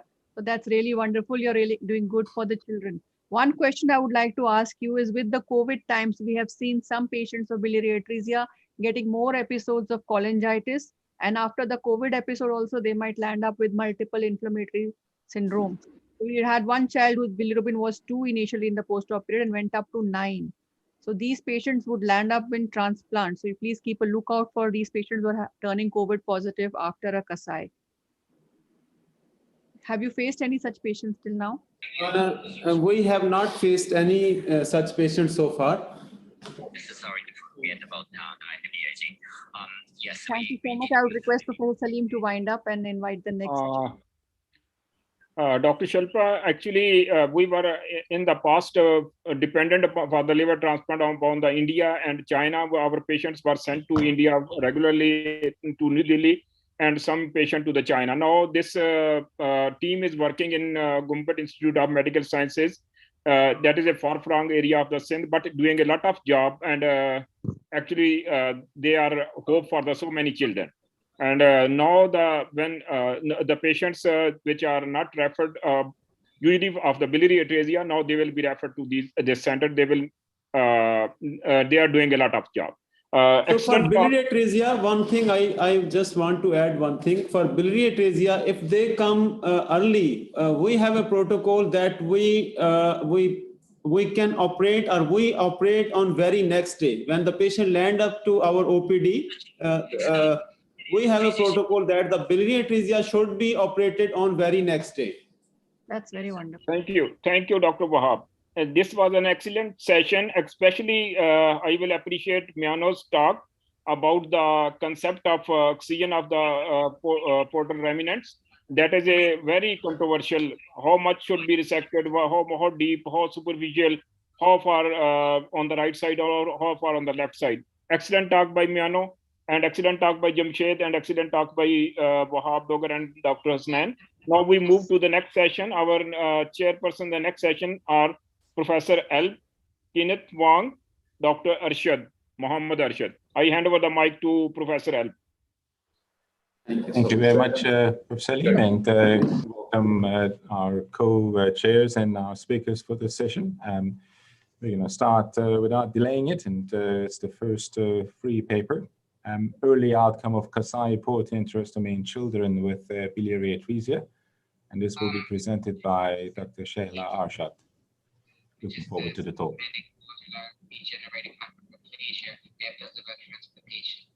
And for that presentation, I'd like to invite our speaker, Dr. Ieiri, who is a transplantation fellow.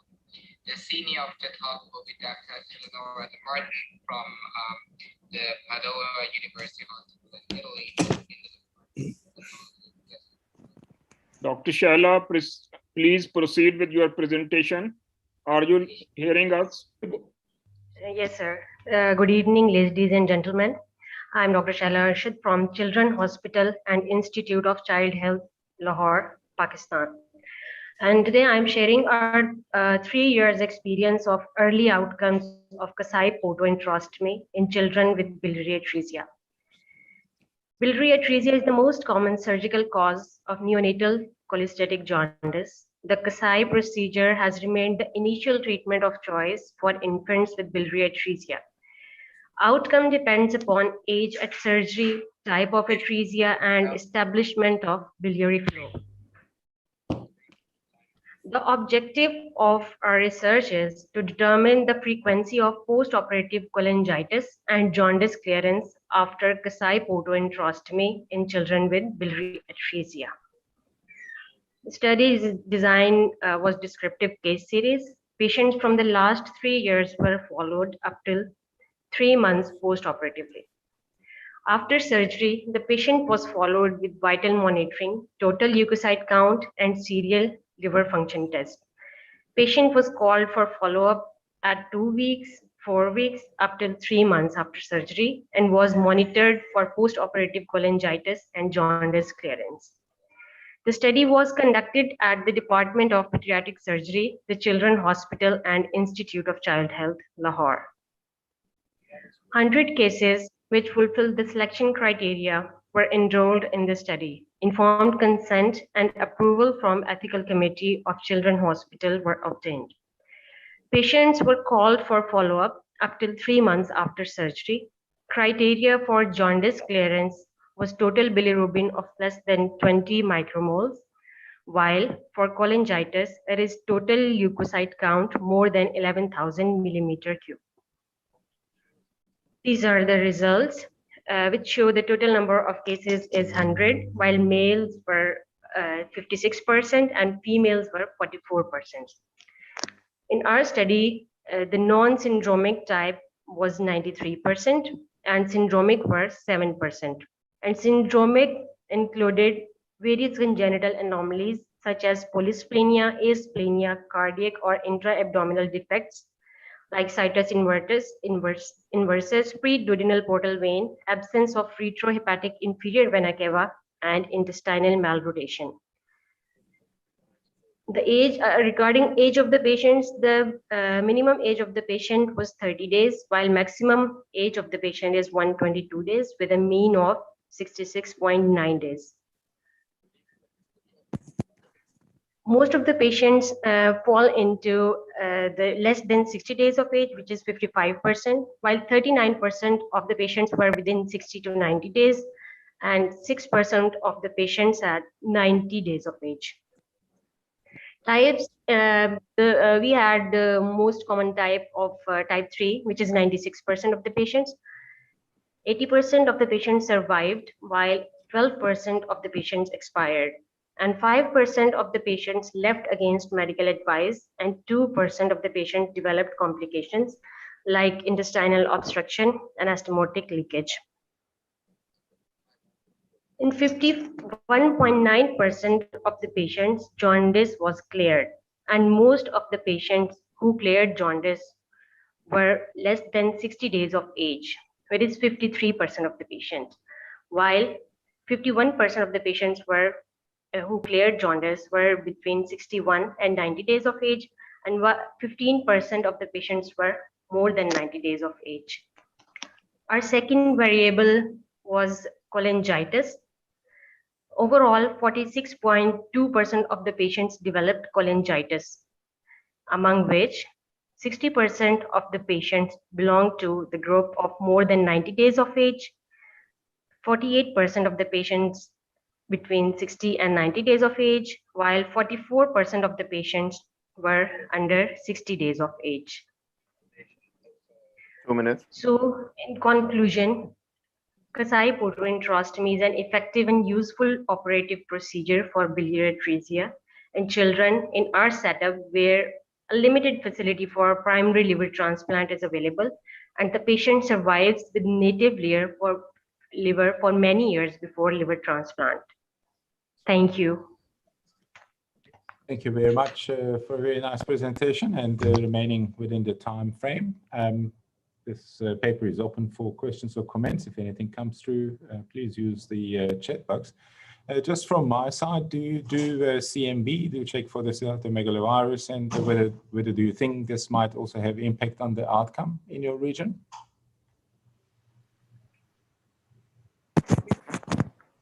As comparison to the literature, we have pretty good outcomes regarding like in this early period, like 3 to 6 months. But if we follow the later on, we also have the same as in literature. Like it is almost 40% of the patients who had jaundice clearance. Thank you.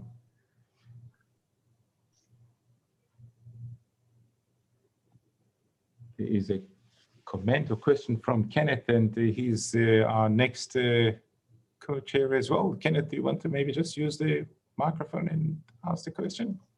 Well, I'm just trying to ask what do they mean by early outcomes? You know, what's the time frame? So it's 3 months. 3 months.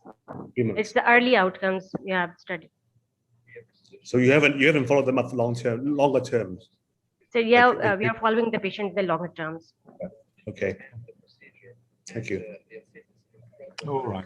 Well, if there are no other questions, thank you very much for the nice presentation again, and I will hand the microphone over to Kenneth Wong, our good friend and colleague from Hong Kong. Thanks, Kenneth. Thanks, Al. Our next speaker is Dr. Sharma, who could speak to us on risk scoring system in biliary atresia. I'll wait to listen to the talk. Dr. Sharma, please.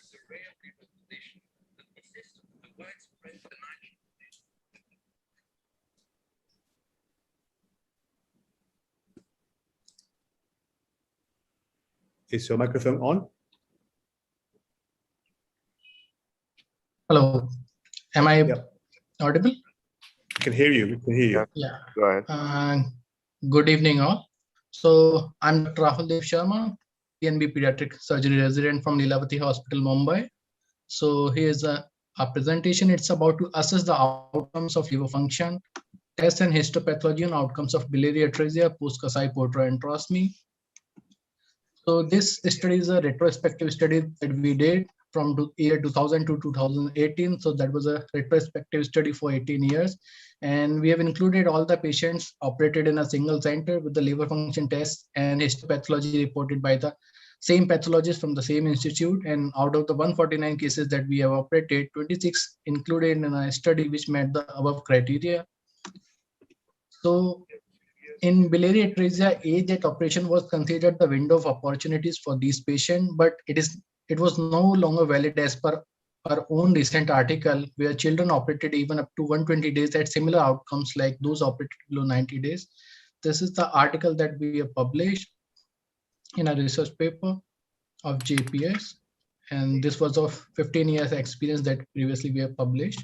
So what we have done, we have checked for the liver function test and histopathology. We have taken these out as outcomes: percentage of direct bilirubin, AST to ALT ratio, APRI, that is aspartate transaminase to platelet ratio index, GGT to AST, GGT to ALT, bile ductular size in grade of fibrosis. So I'll talk about the percentage of direct bilirubin. It is direct bilirubin divided by total bilirubin in 200. It is probably more indicative of obstructing liver damage than just total bilirubin level.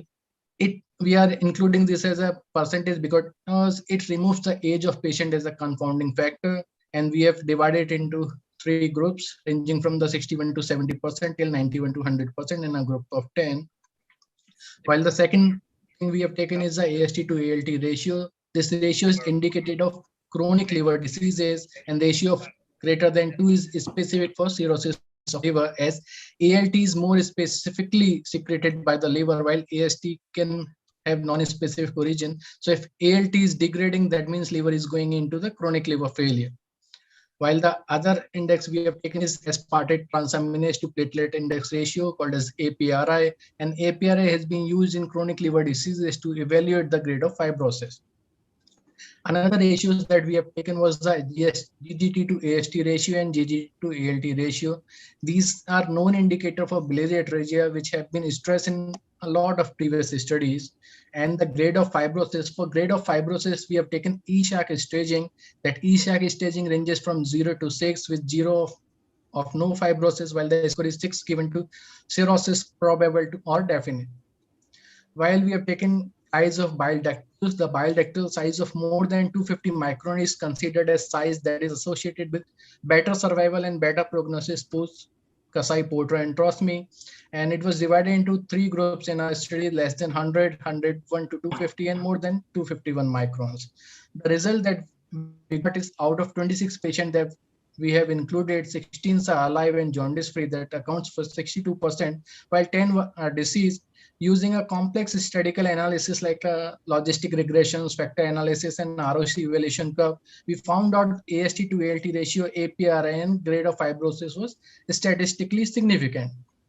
So these are the graphs that we have plotted with the grade of fibrosis, AST to ALT ratio, and APRI that we found to be statistically significant.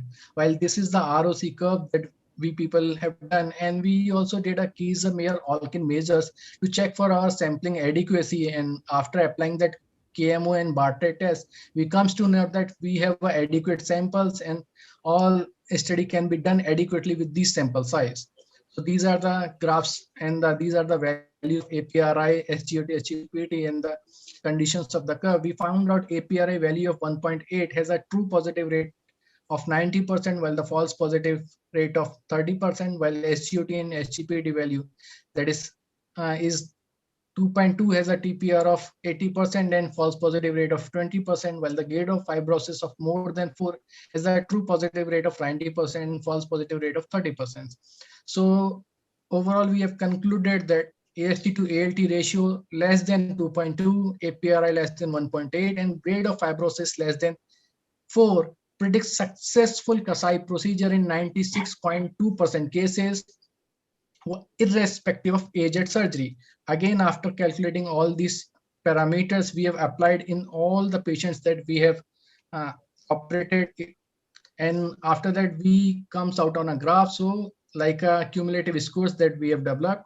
So in cumulative scores, as we can see in this bar diagram, so patients having a cumulative scores of 3 to 7 are going to have mild risk of failure post Kasai portoenterostomy, or all the 100% of the patients that we have included were alive and disease free, while it is equivocal in case of score 8 to 16. So in this case, almost 50 or 45% case patient were deceased and 55% patient was alive, while in case of severe, like a cumulative score of 70 to 20, we can say that Kasai procedure may not help and post-Kasai patient might not survive. So this is the risk prediction scoring system. And this we have inferred, if the score is between 3 to 7, good prognosis post-Kasai portoenterostomy. If the score is between 8 to 16, equivocal prognosis post-Kasai portoenterostomy. And if the score is going to be between 17 to 20, poor prognosis post-Kasai portoenterostomy. 1 minute. Yeah, thank you. Thank you. Let me see any questions from the audience.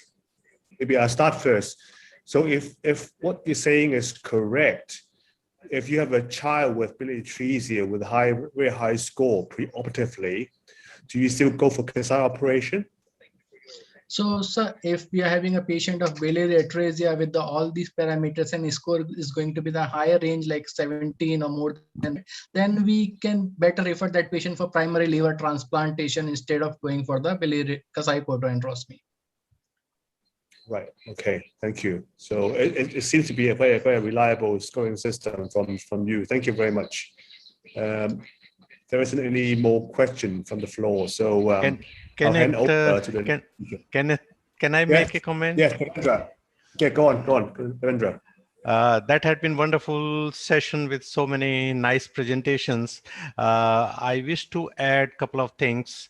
As we all know that number one, in UK, they had practically banned the use of MIS for biliary atresia because the results from the 3 limited centers was not found as good as by an open surgery. But I think our friends in Japan are still doing laparoscopic repair of the biliary atresia. Is it the same practice in Hong Kong, Kenneth? Devendra, no, it's not. I in my unit at least, we do open Kasai operation all the time. Okay, so this is the message for this large group here, that large number of people still depend on the open approach for biliary atresia rather than with the MIS. That's one. Second point is about the assessment of histology, the detailed histology criteria.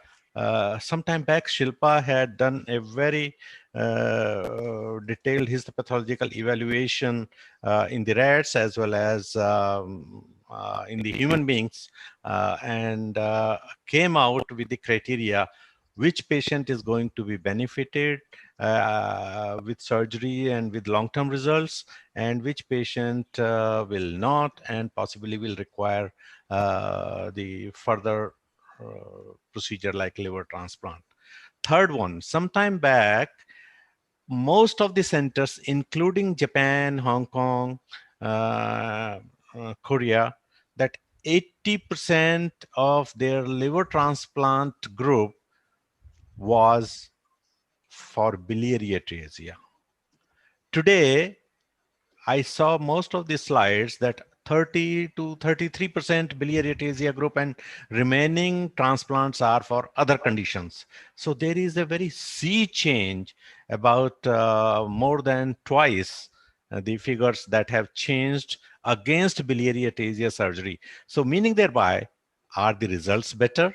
Which we don't think the results of biliary atresia are better, at least in this part of the world. We were not happy at all. And liver transplant is not so easily available, or parents will agree, or finances are available for that, or for long-term results that they can provide the immunosuppression. So meaning thereby that where are these patients going?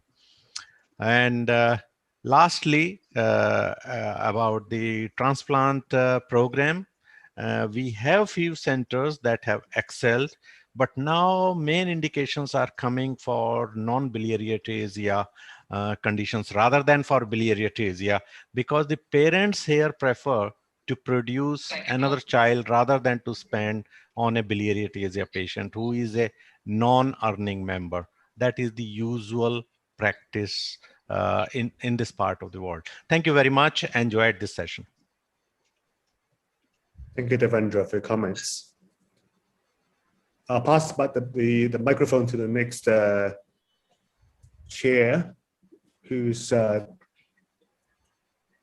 to introduce the next speaker. Dr. Arshad. Yeah, thank you very much, Professor Kenneth Wong. And it's my privilege to announce the last presenter of this wonderful session. And before I invite the speaker, I want to thank my co-chair, Alp Namangulu and Kenneth Wong, for their wonderful running of this session, because I am on travel and my battery may run off. If I end up losing connection, please continue the session. So I'm announcing the last presenter. It is on our early experience of splenorenal shunt in patients of portal vein thrombosis, and Dr. Anam Manzoor is going to present. Dr. Anam, kindly present your paper.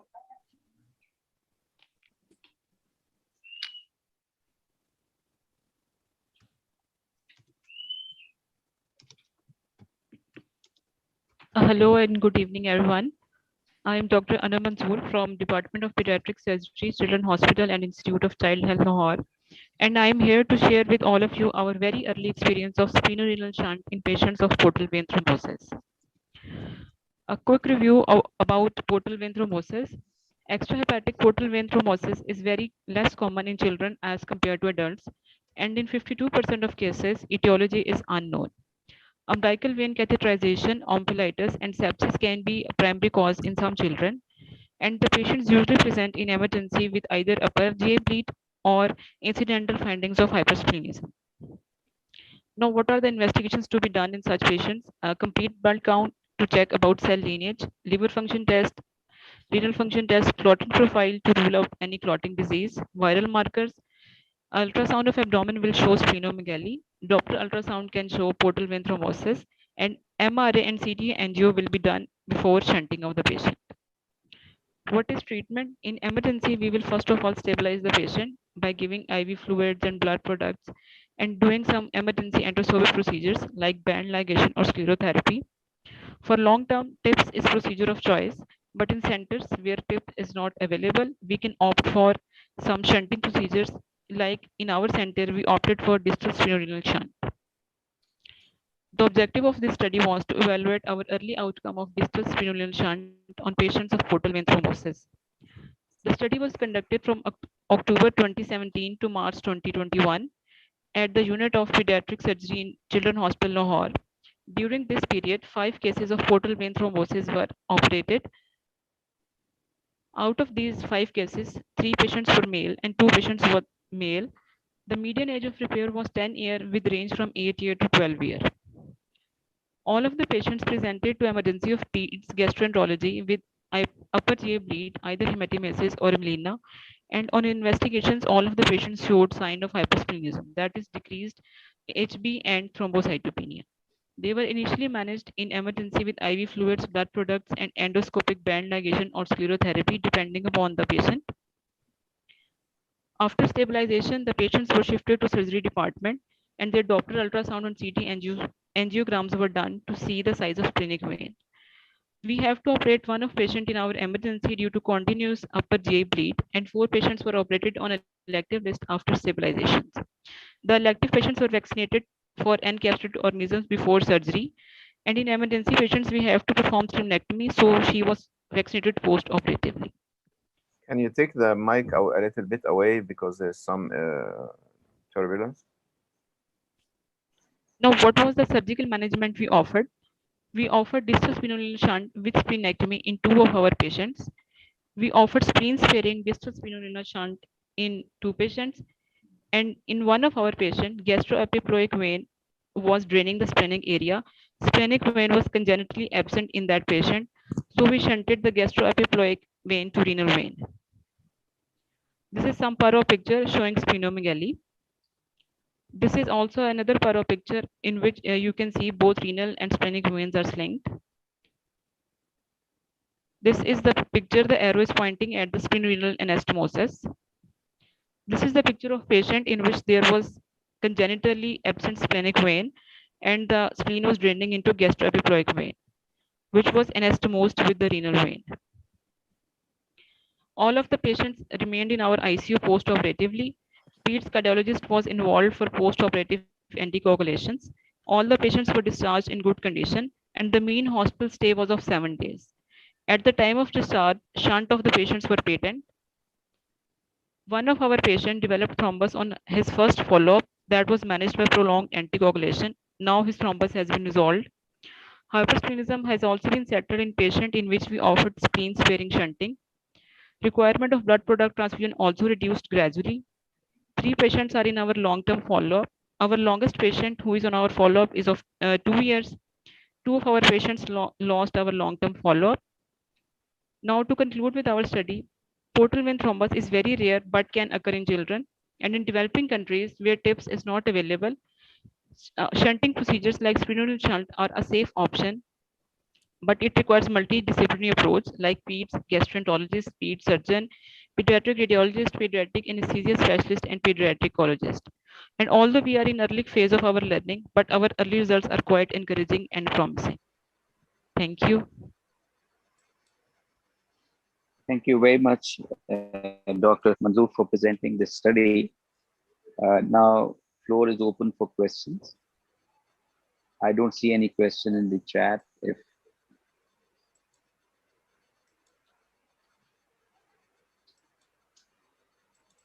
All right, I guess this brings us to the end of such a wonderful meeting. And I think all of us will agree that this has been very enjoyable and highly educational. And there are actually some highlights I would like to talk about.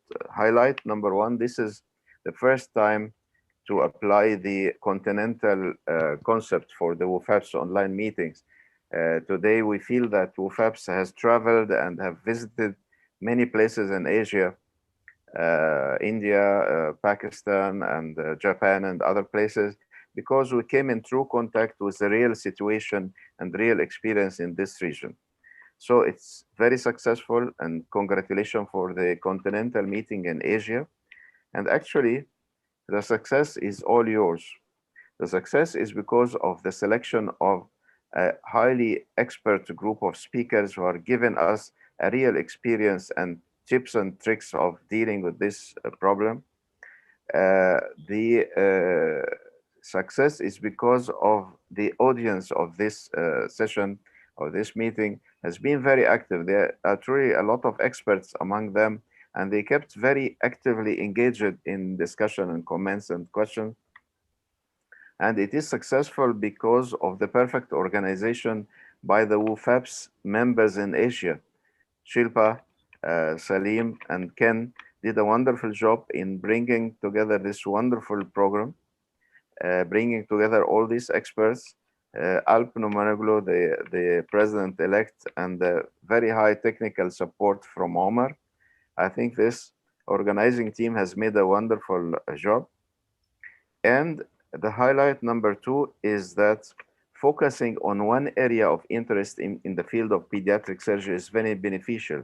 And instead of having like a fruit salad of subjects, we are focusing on one area, bringing all the experts together, comparing experiences and the results. You have seen that there is no consensus in some areas still, but you can compare and you make a message for yourself. So focusing is another highlight, which is very important. And the highlight number 3 is I'm very proud and I'm very happy of what's going on the chat box. It's another parallel conference with a very high hot discussion and comments and questions. And what's very nice that the speakers are actually commenting and answering on each of them. So it's another parallel conference of high scientific content and activity. I think it needs to be recorded and watched later on, because there is a huge dose of information in this chat box. So this has been very useful and educational session. I advise you to visit our website, wofaps.org, and follow our progress. You can see our recorded sessions. You can become an affiliate member, which is a new feature of the WOFAPS. Before it was only for associations. Now it's for every pediatric surgeon around the world.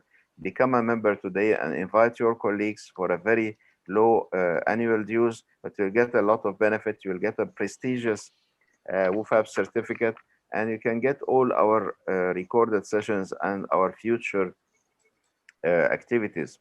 So this was the first continental meeting. Wait for us when we visit WOFAPS in Europe, WOFAPS in North America, in Latin America, in Africa, of course. And I advise you all, if you have not taken the vaccine, please take it now so that we can meet in person next time. Thank you very much. It has been very enjoyable and highly educational. Stay safe and wait for us for the next time. Thank you. Thank you so much. Great meeting. I enjoyed very much. I learned from you all.